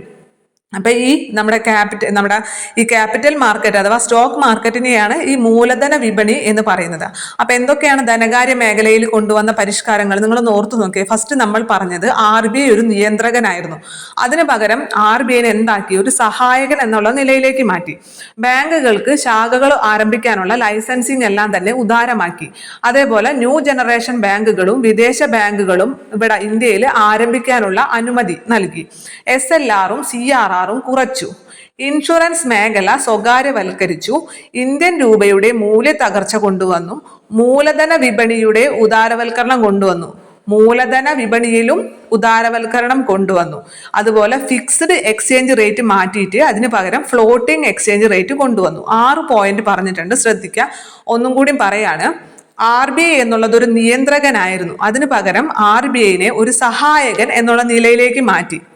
അതേപോലെ ബാങ്കുകൾക്ക് ശാഖകൾ ആരംഭിക്കുന്നതിനുള്ള ലൈസൻസിങ് കുറച്ചും കൂടി ഉദാരമാക്കി. ന്യൂ ജനറേഷൻ ബാങ്കുകൾക്കും വിദേശ ബാങ്കുകൾക്കും ഇന്ത്യയിൽ ശാഖകൾ ആരംഭിക്കാൻ അനുവാദം നൽകി. അതേപോലെ CRR-ഉം SLR-ഉം കുറച്ചു. ഇൻഷുറൻസ് മേഖല സ്വകാര്യവൽക്കരിച്ചു. ഇന്ത്യൻ രൂപയുടെ മൂല്യത്തകർച്ച. മൂലധന വിപണിയിലും ഉദാരവൽക്കരണം കൊണ്ടുവന്നു. എന്താണ് മൂലധന വിപണി എന്ന് പറയുന്നത്? സ്റ്റോക്ക് മാർക്കറ്റിലും ഉദാരവൽക്കരണം കൊണ്ടുവന്നു. അതുപോലെ ഫിക്സ്ഡ് എക്സ്ചേഞ്ച് റേറ്റിൽ നിന്നും മാറ്റിയിട്ട് ഫ്ലോട്ടിംഗ് എക്സ്ചേഞ്ച് റേറ്റ് കൊണ്ടുവന്നു. ഫിക്സ്ഡ് എക്സ്ചേഞ്ച് റേറ്റ് മാറ്റിയിട്ട് അതിന് പകരം ഫ്ലോട്ടിംഗ് എക്സ്ചേഞ്ച് റേറ്റ് കൊണ്ടുവന്നു. അപ്പൊ ഇത്രയാണ് ധനകാര്യ മേഖലയിൽ വന്ന പരിഷ്കാരങ്ങൾ. ഈ ഓരോ പോയിന്റും ശ്രദ്ധിച്ചു വെക്കുക. ഇനി നികുതി പരിഷ്കാരങ്ങളാണ്, നികുതിയിൽ കൊണ്ടുവന്ന പരിഷ്കാരങ്ങൾ. നികുതി പരിഷ്കാരങ്ങൾ എന്ന് വെച്ചാൽ എല്ലാ തരത്തിലുള്ള ടാക്സുകളും കുറച്ചു കൊണ്ടുവന്നു. അതായത് പലതരത്തിലുള്ള ടാക്സുകളുണ്ട്. ഈ ടാക്സുകളിലെല്ലാം തന്നെ ഗവൺമെന്റ് മുമ്പെന്ന് പറഞ്ഞു കഴിഞ്ഞാൽ വലിയ രീതിയിലുള്ള ടാക്സുകളാണ് ഏർപ്പെടുത്തിയിരുന്നത്. അതായത് പ്രത്യേകിച്ച് ഇൻകം ടാക്സ് ഒക്കെ, ആദായ നികുതിയൊക്കെ ഇപ്പൊ ഇത്ര ശതമാനത്തിൽ കൂടുതൽ വരുമാനമുള്ളവർക്ക് വലിയ രീതിയിലുള്ള ടാക്സ് ആണ് ഏർപ്പെടുത്തിയിരുന്നത്. അപ്പൊ സ്വാഭാവികമായിട്ടും നമുക്ക് കിട്ടുന്ന സാലറിയുടെ പകുതിയിൽ കൂടുതൽ നമ്മൾ ടാക്സ് അടയ്ക്കേണ്ട ഒരു അവസ്ഥ വരാണെങ്കിൽ എല്ലാവരും ആരെങ്കിലും അടയ്ക്കാൻ തയ്യാറാവും ഇല്ല. അപ്പൊ എന്ത് ചെയ്യും? അവിടെ എന്തെങ്കിലും ഒരു വെട്ടിപ്പ് കാണിക്കും, അല്ലെങ്കിൽ ഒരു കള്ളത്തരം കാണിക്കും, നമ്മുടെ വരുമാനം വളരെയധികം കുറച്ച് കാണിക്കും. അങ്ങനെ നമ്മൾ ടാക്സ് അടയ്ക്കുന്നതിൽ നിന്നും എന്ത് കാണിക്കും? കള്ളത്തരം കാണിച്ചു മാറി നിൽക്കും. അവിടെ കള്ളപ്പണം ഉണ്ടാവും. കള്ളപ്പണം എന്ന് വെച്ചാൽ എന്താണ്? നികുതി അടയ്ക്കാത്ത പണമാണ് കള്ളപ്പണം എന്ന് പറയുന്നത്. ഒരു നമ്മുടെ ഇതിൽ വരാത്തത്, കണക്കിൽപ്പെടാത്ത പണം, അതാണല്ലോ കള്ളപ്പണം എന്ന് പറയുന്നത്. ഇത് ഒരാൾ കാണിക്കുമ്പോൾ അടുത്ത ആളും കാണിക്കും, പിന്നുള്ളവരെല്ലാവരും കാണിക്കും. ഇപ്പൊ ഞാൻ അടയ്ക്കാറില്ല എന്ന് പറഞ്ഞു കഴിഞ്ഞാൽ ആരും തന്നെ അടക്കില്ല. അങ്ങനെ ഒരു സ്ഥിതിയാണല്ലേ വരാം. എന്നാൽ ടാക്സ് കുറയ്ക്കാന്ന് വെച്ചാൽ നമുക്ക് കിട്ടുന്നതിന്റെ 10% മാത്രം നമ്മൾ ടാക്സ് അടച്ചാൽ മതി. അപ്പോൾ ഒരാളെ സംബന്ധിച്ച് അയാൾക്ക് അത് തുക അടയ്ക്കാൻ സാധിക്കുന്നതാണ്. അവിടെ ഒരു കള്ളത്തരം കാണിക്കേണ്ട ആവശ്യമില്ല. ഇപ്പൊ നിങ്ങളുടെ കയ്യിൽ ഇപ്പോൾ ഒരു 500 രൂപയുണ്ടെന്ന് വിചാരിക്കാം. നിങ്ങളൊരു 10 രൂപ നിങ്ങൾക്ക് ആർക്കൊക്കെ കൊടുക്കാൻ പറഞ്ഞാൽ നിങ്ങൾക്കത് കൊടുക്കാൻ ഒരു വിഷമം ഉണ്ടാവില്ല. നിങ്ങൾ അതിൽ നിന്നൊരു 10 രൂപ എടുത്ത് കൊടുക്കും അല്ലേ? അല്ലേ? പക്ഷെ നിങ്ങളോട് പറയാണ് നിങ്ങളുടെ കയ്യിൽ ഒരു 500 രൂപയുണ്ട്, അതിൽ 300 രൂപയും നിങ്ങൾ മറ്റൊരാൾക്ക് കൊടുക്കാൻ പറഞ്ഞാൽ നിങ്ങൾ കൊടുക്കും. അപ്പൊ നിങ്ങൾ കൊടുക്കൂല, അടുത്ത ആളും കൊടുക്കൂല, ആരും കൊടുക്കൂല. പക്ഷെ അതിന് പകരം ഇപ്പൊ എല്ലാവരോടും പറയണം, നിങ്ങൾ ഒരു 10 രൂപ കൊടുക്കാൻ പറഞ്ഞാൽ ഓരോരുത്തരെ സംബന്ധിച്ചും ആ 10 രൂപ കൊടുക്കുക എന്നുള്ളത് അത്ര വലിയ പ്രയാസമുള്ള കാര്യമല്ല. അപ്പൊ എല്ലാവരും കൊടുക്കും അത്. അങ്ങനെയല്ലേ? ഇപ്പൊ നമ്മുടെ ഒരു ക്ലാസ്സിൽ തന്നെ നിങ്ങളുടെ വീട്ടിലെ കുട്ടികളുടെ ഒരു ക്ലാസ്സിൽ എന്തെങ്കിലും ഒരു കോൺട്രിബ്യൂഷൻ, ഇപ്പൊ ആർക്കെങ്കിലും വേണ്ടിയിട്ട് പണം പിരിക്കുകയാണ്, എന്തെങ്കിലും ഒരു ആവശ്യത്തിന് വേണ്ടി പൈസ പിരിക്കുകയാണെന്ന് ഇരിക്കുക. അപ്പൊ നിങ്ങളോട് പറയാണ് എല്ലാവരും ഒരു 50 രൂപ വെച്ച് എടുക്കാൻ പറഞ്ഞു കഴിഞ്ഞാൽ അത് പ്രശ്നമില്ല. എല്ലാവരും 50 രൂപ വെച്ച് എടുക്കും. അപ്പൊ 50 കുട്ടികളും 50 രൂപ വെച്ച് എടുത്താൽ അവിടെ പണം ഒരു അത്യാവശ്യം എമൗണ്ട് ആയില്ലേ? എന്നാൽ അതിന് പകരം ടീച്ചർ പറയണം നിങ്ങൾ എല്ലാവരും ഒരു 500 രൂപ വെച്ച് എടുക്കണം എന്ന് പറഞ്ഞു കഴിഞ്ഞാൽ ആരും തന്നെ എടുക്കാൻ സന്നദ്ധ കാണിക്കില്ല. കാരണം 500 രൂപ എടുക്കണ്ടേ അതിന്. അപ്പൊ ഒരാളെടുത്തില്ല, അടുത്ത ആളെടുത്തില്ല, ആരും തന്നെ എടുക്കില്ല. അപ്പൊ ഒരു തരത്തിലുള്ളൊരു പണവും അവിടെ വരുന്നില്ല. ഇതാണ് പണ്ടത്തെ ഗവൺമെന്റിന്റെ അവസ്ഥ എന്ന് പറയുന്നത്. വലിയ രീതിയിലുള്ള ഒരു നികുതിയൊക്കെ ഏർപ്പെടുത്തിയിട്ടുണ്ട്, പക്ഷെ ആരും തന്നെ നികുതി അടയ്ക്കുന്നില്ല. അതുകൊണ്ട് തന്നെ ഗവൺമെന്റിന് വരുമാനമില്ല. പക്ഷെ ആ നികുതികളെല്ലാം കുറച്ചു കൊണ്ടുവന്നപ്പോൾ എന്താണ്, അതെല്ലാവർക്കും എഫോർഡബിൾ ആണ്, അടയ്ക്കാൻ സാധിക്കുന്നതാണ്. അപ്പൊ എല്ലാവരും എന്ത് ചെയ്യും, ആ പണം അടയ്ക്കും. അപ്പൊ നികുതിയും ഗവൺമെന്റിന്റെ കയ്യിലേക്ക് വരും. അപ്പൊ അതിന് വേണ്ടിയിട്ട് നികുതികളെല്ലാം തന്നെ കുറച്ചു കൊണ്ടുവന്നു എന്നുള്ളതും ഇതിലെ പ്രധാനപ്പെട്ട പരിഷ്കാരങ്ങളാണ്. അപ്പൊ നിങ്ങളൊന്ന് ഓർത്തു നോക്കി എന്തൊക്കെയാണ് നമ്മൾ ഫസ്റ്റ് പറഞ്ഞത്. വ്യവസായിക മേഖലയിൽ കൊണ്ടുവന്ന പരിഷ്കാരങ്ങളാണ്. വ്യവസായിക മേഖലയിൽ കൊണ്ടുവന്ന പരിഷ്കാരങ്ങൾ, ഒന്നാമത്തെ കാര്യം എല്ലാ ലൈസൻസിങ്ങിന്റെ കാര്യങ്ങളും അല്ലെ, ലൈസൻസിങ് ഒക്കെ നിർത്തലാക്കി വളരെ കുറച്ച് വ്യവസായങ്ങൾക്ക് ഒഴികെ ബാക്കി എല്ലാത്തിനും ലൈസൻസിങ് എടുത്തു കളഞ്ഞു. അതേപോലെ തന്നെ കുറെ എണ്ണം പൊതുമേഖലയ്ക്ക് മാത്രമായിട്ട് റിസർവ് ചെയ്തു വെച്ച വ്യവസായങ്ങളുണ്ട്, അതിൽ മാറ്റം വരുത്തി. അതേപോലെ തന്നെ കുറെ എണ്ണം ചെറുകിട വ്യവസായങ്ങൾക്ക് വേണ്ടി മാത്രം റിസർവ് ചെയ്തു വെച്ച വ്യവസായങ്ങൾ ഉണ്ടായിരുന്നു, അതിലും കുറവ് വരുത്തി. അതേപോലെ തന്നെ 2 ആക്ടുകൾ മാറ്റം കൊണ്ടുവന്നു. ഒന്ന് MRTP ആക്ട് എന്ന് പറഞ്ഞ ആക്ട് മാറ്റിയിട്ട് കോമ്പറ്റീഷൻ ആക്ട് കൊണ്ടുവന്നു. അതുപോലെ ഫെറ എന്ന് പറഞ്ഞ ആക്ട് മാറ്റിയിട്ട് ഫെമ എന്ന് പറഞ്ഞ ആക്ട് കൊണ്ടുവന്നു. അപ്പൊ ഇതൊക്കെയാണ് നമ്മുടെ വ്യവസായിക മേഖലയിൽ കൊണ്ടുവന്ന പരിഷ്കാരങ്ങൾ എന്ന് പറഞ്ഞത്. പിന്നെ പറഞ്ഞത് ധനകാര്യ മേഖലയിൽ കൊണ്ടുവന്ന പരിഷ്കാരങ്ങൾ. ധനകാര്യ മേഖലയിൽ കൊണ്ടുവന്ന പരിഷ്കാരം എന്ന് പറയുമ്പോൾ RBIനെ ഒരു നിയന്ത്രകൻ എന്നുള്ളതിൽ നിന്ന് മാറ്റി സഹായകനാക്കി മാറ്റി. അതേപോലെ ബാങ്കുകൾക്ക് ശാഖകൾ ആരംഭിക്കാനുള്ള ലൈസൻസിങ് ഒക്കെ ഉദാരവൽക്കരിച്ചു. അതേപോലെ തന്നെ ബാക്കി പ്രൈവറ്റ് ബാങ്കുകൾക്കും ന്യൂ ജനറേഷൻ ബാങ്കുകൾക്കും അതേപോലെ വിദേശ ബാങ്കുകൾക്കെല്ലാം ബ്രാഞ്ചുകൾ ആരംഭിക്കാനുള്ള അനുവാദം നൽകി. CRRഉം SLRഉം കുറച്ചു. ഇൻഷുറൻസ് മേഖല സ്വകാര്യവൽക്കരിച്ചു. മൂലധന വിപണിയിലും ഉദാരവൽക്കരണം കൊണ്ടുവന്നു. മൂലധന വിപണി എന്ന് വെച്ചാൽ ക്യാപിറ്റൽ മാർക്കറ്റ് അഥവാ സ്റ്റോക്ക് മാർക്കറ്റ്, അതിലും ഉദാരവൽക്കരണം കൊണ്ടുവന്നു. ഇന്ത്യൻ രൂപയുടെ മൂല്യത്തകർച്ച കൊണ്ടുവന്നു. ഫിക്സഡ് എക്സ്ചേഞ്ച് റേറ്റ് മാറ്റിയിട്ട് ഫ്ലോട്ടിംഗ് എക്സ്ചേഞ്ച് റേറ്റ് കൊണ്ടുവന്നു. ഇതൊക്കെയാണ് നമ്മുടെ ധനകാര്യ മേഖലയിൽ കൊണ്ടുവന്ന പരിഷ്കാരങ്ങൾ എന്ന് പറയുന്നത്. പിന്നെ പറഞ്ഞത് നികുതി പരിഷ്കാരങ്ങളെ കുറിച്ചാണ്. നികുതി പരിഷ്കാരം എന്ന് പറയുമ്പോൾ എല്ലാതരം നികുതികളിലും കുറവ് കൊണ്ടുവന്നു. അത് എല്ലാതരം നികുതികളും കുറച്ചു. അത് ഒരു പ്രധാന കാരണം. ഇതിന്റെ ഫലമായിട്ട് കള്ളപ്പണവും നികുതി വെട്ടിപ്പും കുറഞ്ഞു. അടുത്തത് പറയുന്നത് വ്യാപാര നിക്ഷേപ പരിഷ്കാരങ്ങളാണ്. വ്യാപാര നിക്ഷേപ നയങ്ങളിൽ ഉണ്ടായ പരിഷ്കാരങ്ങൾ, അതായത് പുറത്തുള്ള രാജ്യവുമായിട്ട് എക്സ്പോർട്ട് ഇമ്പോർട്ട് വ്യാപാരങ്ങൾ ഉണ്ടല്ലോ, അതുപോലെ നമ്മുടെ പുറം രാജ്യങ്ങളിൽ നിന്ന് ഇവിടെ വന്നിട്ട് ഇന്ത്യയിൽ വന്ന് നിക്ഷേപങ്ങൾ നടത്താം. അത്തരത്തിലുള്ള നിക്ഷേപങ്ങളിലും നയങ്ങളിലും ഒക്കെ കൊണ്ടുവന്ന മാറ്റങ്ങൾ എന്തൊക്കെയാണെന്ന് വെച്ച് കഴിഞ്ഞാൽ, ഒന്നാമത് ഇറക്കുമതി നിയന്ത്രണങ്ങളെല്ലാം തന്നെ നീക്കം ചെയ്തു. ഇറക്കുമതി നിയന്ത്രണങ്ങൾ നീക്കം ചെയ്തു. അതുപോലെ തന്നെ ഇറക്കുമതിയുടെ താരിഫ് കുറച്ചു. താരിഫ് മുഴുവനായിട്ട് എടുത്തു കളഞ്ഞിട്ടില്ല. താരിഫ് എന്ന് പറഞ്ഞാൽ ഇറക്കുമതിക്ക് ഏർപ്പെടുത്തുന്ന ചെറിയ രീതിയിലുള്ള ഒരു നികുതിയാണ് താരിഫ് എന്ന് പറയുന്നത്. അത് മുമ്പ് കൂടുതലായിരുന്നു, ആ നികുതി കുറച്ചു. അപ്പൊ ഇറക്കുമതിയിലുള്ള നിയന്ത്രണങ്ങളെല്ലാം എടുത്തു കളഞ്ഞു. ഇറക്കുമതിയിലുള്ള നിയന്ത്രണങ്ങളെല്ലാം നീക്കം ചെയ്തു. പക്ഷെ താരിഫ് കുറയ്ക്കുക മാത്രമാണ് ചെയ്തത്, താരിഫ് എടുത്തു കളഞ്ഞിട്ടില്ല. ഇറക്കുമതി ഏതെങ്കിലും ഒരു സാധനം ഇന്ത്യയിലേക്ക് ഇറക്കുമ്പോൾ തീർച്ചയായിട്ടും അവിടെ നികുതി നൽകണം അല്ലെ, ആ നികുതിനെയാണ് നമ്മൾ താരിഫ് എന്ന് പറയുന്നത്. ആ താരിഫ് കുറച്ചു, പക്ഷെ പൂർണ്ണമായിട്ടും എടുത്തു കളഞ്ഞിട്ടില്ല എന്നുള്ള കാര്യം ശ്രദ്ധിക്കുക. പക്ഷെ എന്താണ്, ഇറക്കുമതിയിലുള്ള നിയന്ത്രണങ്ങളെല്ലാം തന്നെ നീക്കം ചെയ്തു. പിന്നെന്താണ്, കയറ്റുമതി തീരുവ നീക്കം ചെയ്തു. കയറ്റുമതി ചെയ്യാനുള്ള തീരുവ നീക്കം ചെയ്തു. അതെന്തിനാണ്, നമ്മുടെ കയറ്റുമതി കൂടുതലായിട്ട് പ്രൊമോട്ട് ചെയ്യുന്നതിന് വേണ്ടി കയറ്റുമതിയിലുള്ള തീരുവ നീക്കം ചെയ്തു. അപ്പൊ ഇറക്കുമതിയിലുള്ള നിയന്ത്രണങ്ങൾ കുറയ്ക്കല്ല, നീക്കം ചെയ്തു. ഇറക്കുമതിയിലുള്ള നിയന്ത്രണങ്ങൾ നീക്കം ചെയ്തു. ഇവിടെ ഒരു കാര്യം ശ്രദ്ധിക്കേണ്ടത്, ഈ ഇറക്കുമതിയിലുള്ള നിയന്ത്രണങ്ങൾ നീക്കം ചെയ്തു എന്ന് പറയുന്നുണ്ട്. അപ്പൊ ഈ നീക്കം ചെയ്തു എന്ന് പറയുന്നത് അളവുപരമായിട്ടുള്ള നിയന്ത്രണങ്ങളാണ് നീക്കം ചെയ്തത്. അതായത് മുമ്പ് ഇറക്കുമതി ഇത്ര ക്വാണ്ടിറ്റിയെ പറ്റുള്ളായിരുന്നു, ഇത്ര ക്വാണ്ടിറ്റിയിൽ കൂടുതൽ, അതായത് ഇത്ര അളവിൽ കൂടുതൽ ഇറക്കുമതി ചെയ്യാൻ സാധ്യമല്ലായിരുന്നു. അതെന്തിനു വേണ്ടിയിട്ടാണ്, നമ്മൾ തദ്ദേശീയമായിട്ടുള്ള വ്യവസായങ്ങളെ സംരക്ഷിക്കാൻ വേണ്ടി, ഇന്ത്യയിലെ വ്യവസായങ്ങളെ സംരക്ഷിക്കാൻ വേണ്ടി. നമ്മൾ മുമ്പ് ഈ സ്വാതന്ത്ര്യ സമരമൊക്കെ പഠിക്കുന്ന കാലത്ത് അറിയാൻ സാധിക്കും അല്ലെ, അതായത് ഇന്ത്യയിലെ തുണിത്തരങ്ങൾക്ക് വില കുറയുന്നതിന് കാരണം എന്തായിരുന്നു, നമ്മുടെ ബ്രിട്ടീഷുകാര് ഉയർന്ന രീതിയിൽ അവരവിടെ ഉൽപ്പാദിപ്പിക്കുന്ന പലതരത്തിലുള്ള തുണിത്തരങ്ങൾ വില കുറവിൽ ഇന്ത്യയിലേക്ക് ഇറക്കുമതി ചെയ്തു അല്ലെ. അപ്പോഴാണ് ഇന്ത്യൻ പരുത്തി വ്യവസായം വലിയ രീതിയിൽ തകർച്ച നേരിട്ടത്. അപ്പൊ അങ്ങനത്തെ ഒരു സ്ഥിതി ഇല്ലാതിരിക്കാൻ വേണ്ടിയിട്ട് നമ്മുടെ തദ്ദേശീയമായിട്ടുള്ള വ്യവസായങ്ങളെ സംരക്ഷിക്കുന്നതിന് വേണ്ടിയിട്ടായിട്ടും ഈ ഇറക്കുമതി ചെയ്യുന്ന വസ്തുക്കളുടെ അളവിൽ, ക്വാണ്ടിറ്റിയിൽ നിയന്ത്രണങ്ങൾ ഉണ്ടായിരുന്നു. അതേപോലെ തന്നെ വലിയ രീതിയിലുള്ള ചുങ്കം അല്ലെങ്കിൽ വലിയ രീതിയിലുള്ള നികുതിയാണ് ഇതിനൊക്കെ ഏർപ്പെടുത്തിയിരുന്നത്, ഈ ഇറക്കുമതിക്ക് ഏർപ്പെടുത്തിയിരുന്നത്. അപ്പൊ ഇതിൽ ഈ അളവുപരമായിട്ടുള്ള നിയന്ത്രണങ്ങൾ പൂർണ്ണമായിട്ടും എടുത്തു മാറ്റി. അളവുപരമായിട്ടുള്ള നിയന്ത്രണങ്ങൾ പൂർണ്ണമായിട്ടും എടുത്തു മാറ്റി. പക്ഷേ അതിൽ അനുമതി പത്രം എന്ന് പറഞ്ഞൊരു സംഭവമുണ്ട്. അതായത് ഇങ്ങോട്ട് ഇറക്കുമതി ചെയ്യണമെന്നുണ്ടെങ്കിലുള്ള അനുമതി പത്രം, ലൈസൻസിങ് എന്ന് നമ്മൾ പറയൂലേ, ഈ ലൈസൻസിങ് പൂർണ്ണമായിട്ടും എടുത്തു മാറ്റിയിട്ടില്ല. അത് ഈ പരിസ്ഥിതിക്ക് ദോഷമുണ്ടാക്കുന്ന വസ്തുക്കളൊക്കെ ഉണ്ടല്ലോ, അതൊന്നും അങ്ങനെ ഇറക്കുമതി ചെയ്യാൻ സാധിക്കില്ല. അപ്പൊ പരിസ്ഥിതിക്ക് പ്രശ്നമുണ്ടാക്കുന്ന വ്യവസായങ്ങൾക്കൊഴികെ വ്യവസായങ്ങൾക്കൊഴികെയുള്ള മറ്റെല്ലാ വ്യവസായങ്ങൾക്കും ഇറക്കുമതിയിലെ അനുമതി പത്രം ഇല്ലാതാക്കി, അഥവാ ലൈസൻസിങ് ഇല്ലാതാക്കി. പറഞ്ഞാൽ മനസ്സിലായില്ലേ? ക്വാണ്ടിറ്റി പരമായിട്ട്, അളവുപരമായിട്ട് എല്ലാ നിയന്ത്രണങ്ങളും നീക്കം ചെയ്തു. എന്നാൽ നമ്മുടെ ഈ ലൈസൻസിങ് എന്ന് പറയുന്നത് പരിസ്ഥിതിക്ക് ദോഷമുണ്ടാക്കാത്ത വ്യവസായങ്ങൾ ഉണ്ടല്ലോ, അവയ്ക്ക് മാത്രം ഒഴിവാക്കി. പരിസ്ഥിതിക്ക് ദോഷമുണ്ടാക്കുന്ന വ്യവസായങ്ങൾ ഒഴികെ മറ്റെല്ലാ വ്യവസായങ്ങൾക്കും ഇറക്കുമതി അനുമതി പത്രം, അതായത് ലൈസൻസിങ് ഒഴിവാക്കി അല്ലെങ്കിൽ ഇല്ലാതാക്കി എന്നാണ് പറയുന്നത്. കാര്യം മനസ്സിലായെന്ന് ഞാൻ വിചാരിക്കുന്നു. അതോടൊപ്പം തന്നെ 2001 ഏപ്രിൽ മുതൽ ഇറക്കുമതി ചെയ്യുന്ന എല്ലാ വ്യവസായിക ഉപഭോഗ ഉൽപ്പന്നങ്ങളുടെയും കാർഷിക ഉൽപ്പന്നങ്ങളുടെയും അളവ് നിയന്ത്രണം പൂർണ്ണമായിട്ടും ഇല്ലാതാക്കി. കണ്ട, അളവ് നിയന്ത്രണം 2001 ഏപ്രിൽ മുതലാണ് എല്ലാ വസ്തുക്കളുടെയും അളവ് നിയന്ത്രണം, അളവ് ഇത്ര ക്വാണ്ടിറ്റി മാത്രം ഇറക്കാൻ പാടുള്ളൂ എന്നുള്ള ആ അളവ് നിയന്ത്രണം പൂർണ്ണമായിട്ടും ഇല്ലാതാക്കി എന്ന് പറയുന്നുണ്ട്. പിന്നെ അന്താരാഷ്ട്ര വിപണിയിൽ ഇന്ത്യൻ ഉൽപ്പന്നങ്ങളുടെ മത്സരശേഷി വർദ്ധിപ്പിക്കുന്നതിനായിട്ട് കയറ്റുമതി ചുങ്കം പൂർണ്ണമായിട്ടും ഒഴിവാക്കിയത് നമ്മൾ പറഞ്ഞതാണ് അല്ലേ. കയറ്റുമതി ചുങ്കം, അതായത് നമ്മൾ ഇവിടെ നിന്ന് അങ്ങോട്ട് കയറ്റുമതി ചെയ്യുമ്പോൾ അടയ്ക്കേണ്ട നികുതി, അല്ലെങ്കിൽ ആ നികുതി തീരുവ എന്നൊക്കെ നമ്മൾ പറയില്ലേ, അതിനെ പൂർണ്ണമായിട്ടും ഒഴിവാക്കി. നിങ്ങൾ ഇതിന് ശേഷം ടെക്സ്റ്റ് ഒന്ന് വായിച്ച് നോക്കുന്നത് നല്ലതായിരിക്കും. കാരണം അപ്പോഴാണ് ടെക്സ്റ്റിൽ ആ സെന്റൻസുകൾ നിങ്ങൾക്ക് കുറച്ചും കൂടി ക്ലിയർ ആയിട്ട് മനസ്സിലാവുക. അപ്പം ഞാൻ ഇതിന്റെ PDF എന്തായാലും ടെലഗ്രാം ചാനലിൽ ഇടാം. നിങ്ങളതൊന്ന് വായിച്ച് നോക്കുന്നത് നിങ്ങൾക്ക് എന്തായാലും നല്ലതായിരിക്കും. അപ്പൊ ഇതൊക്കെയാണ് നമ്മുടെ ഉദാരവൽക്കരണം അഥവാ ലിബറലൈസേഷനിൽ വരുന്നത്. അടുത്തത് സ്വകാര്യവൽക്കരണം അഥവാ പ്രൈവറ്റൈസേഷൻ. എല്ലാവർക്കും നന്നായിട്ട് അറിയുന്ന ഒരു കാര്യമായിരിക്കും, കൂടുതൽ എക്സ്പ്ലെയിൻ ചെയ്യേണ്ടെന്ന് വിചാരിക്കുന്നു. സ്വകാര്യവൽക്കരിക്കുക എന്ന് പറഞ്ഞു കഴിഞ്ഞാൽ പൊതുമേഖലയിൽ ഇരിക്കുന്ന ഒരു സ്ഥാപനം അല്ലെങ്കിൽ ഗവൺമെന്റിന്റെ ഉടമസ്ഥതയിലുള്ള ഒരു സ്ഥാപനം, അതിന്റെ ഓഹരികൾ വിറ്റഴിക്കുക അല്ലെ.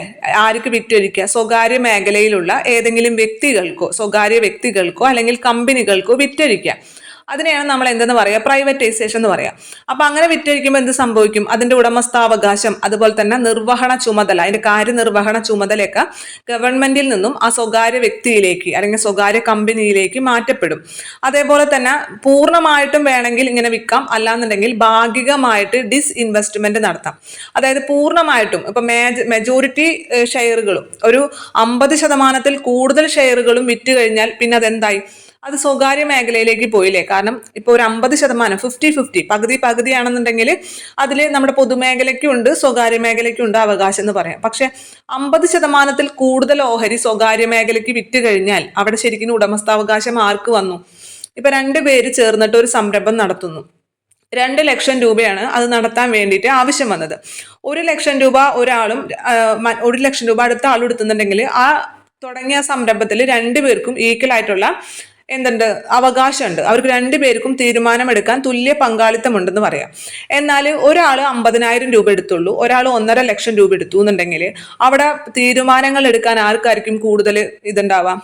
കൂടുതൽ ഇമ്പോർട്ടൻസ് ഉണ്ടാവുക ആർക്കാണ്? ആ 1.5 ലക്ഷം രൂപ മുടക്കിയ ആൾക്കാണ് അല്ലെ.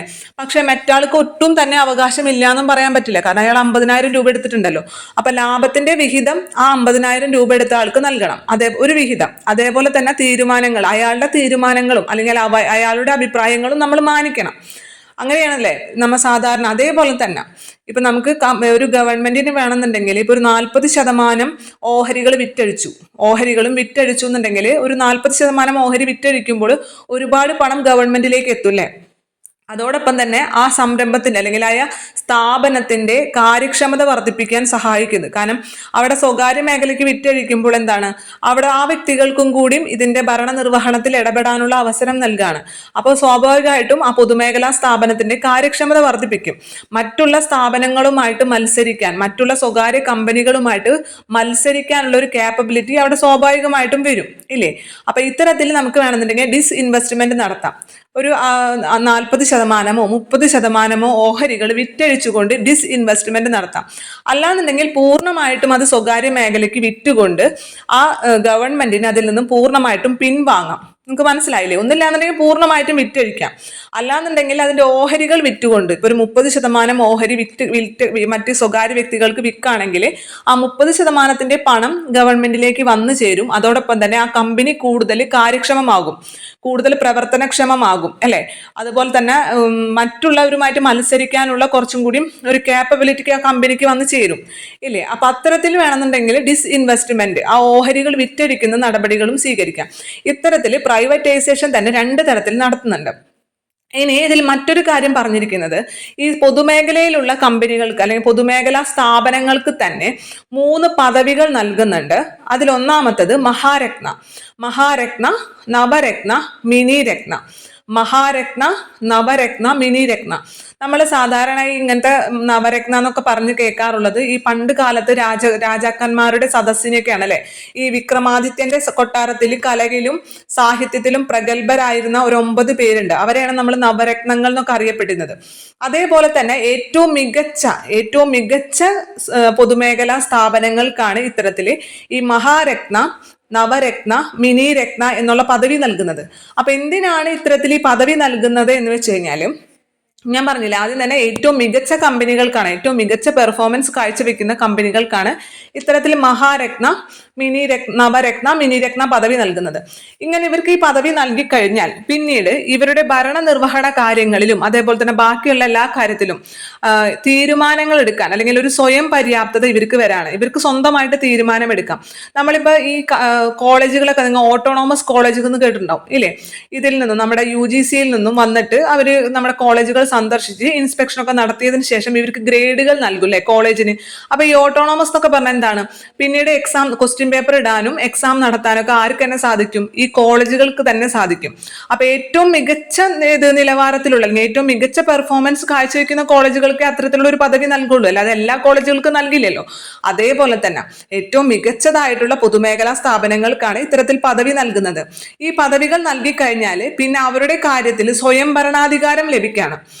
എല്ലാ കാര്യങ്ങളിലും തീരുമാനമെടുക്കാൻ ഒരു സ്വയം ഭരണാധികാരം നൽകാണ്. അപ്പൊ ഇത്തരത്തിൽ ഇങ്ങനെ സ്വയം ഭരണാധികാരം നൽകുന്നത് വഴി ഇവ കൂടുതൽ മികച്ചതായി അല്ലെങ്കിൽ കൂടുതൽ മികച്ച പെർഫോമൻസ് കാഴ്ചവെക്കുന്നു എന്നാണ് പറയുന്നത്. നമുക്കിവിടെ ഒരു ടേബിളിൽ ഒരു ബോക്സിൽ ഈ നവരത്ന കമ്പനികളെ കുറിച്ച് തന്നിട്ടുണ്ട്. ഞാൻ അതിന്റെ പ്രധാനപ്പെട്ട ഭാഗം ഒന്ന് വായിക്കാം.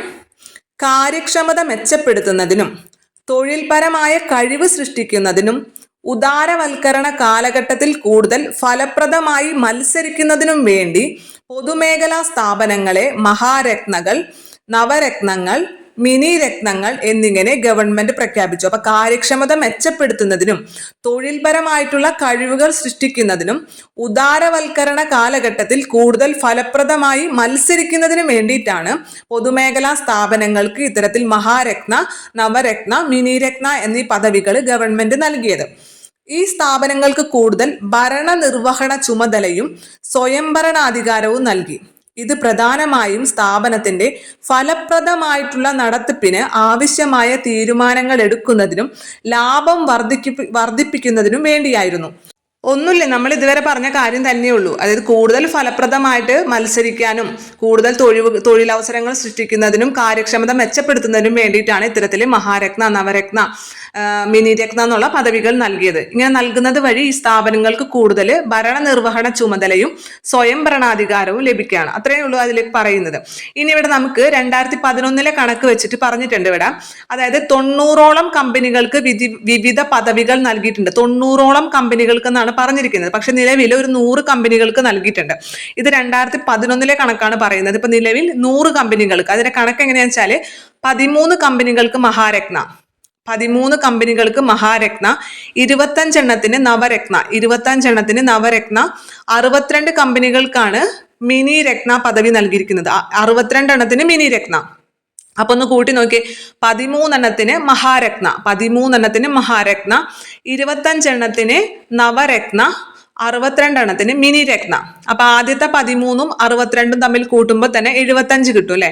75 പ്ലസ് 25 നവരത്ന കമ്പനികൾ, അപ്പൊ മൊത്തം 100 എണ്ണായി അല്ലെ. ഒന്നും കൂടിയും പറയാം, ആ എണ്ണം 13 എണ്ണത്തിന് മഹാരത്ന, 25 എണ്ണത്തിന് 25 പൊതുമേഖലാ സ്ഥാപനങ്ങൾക്ക് എന്താണ് നൽകിയിട്ടുള്ളത്, നവരത്ന. 25 എണ്ണത്തിന് നവരത്ന, 62 എണ്ണത്തിന് മിനി രത്ന. ഇനി അവിടെ നമുക്ക് എക്സാമ്പിളുകൾ തന്നിരിക്കുന്നത് ഒന്ന് ശ്രദ്ധിക്കുക. മഹാരത്ന കമ്പനികൾക്ക് എക്സാമ്പിൾ ആയിട്ട് ഇന്ത്യൻ ഓയിൽ കോർപ്പറേഷനും സ്റ്റീൽ അതോറിറ്റി ഓഫ് ഇന്ത്യ.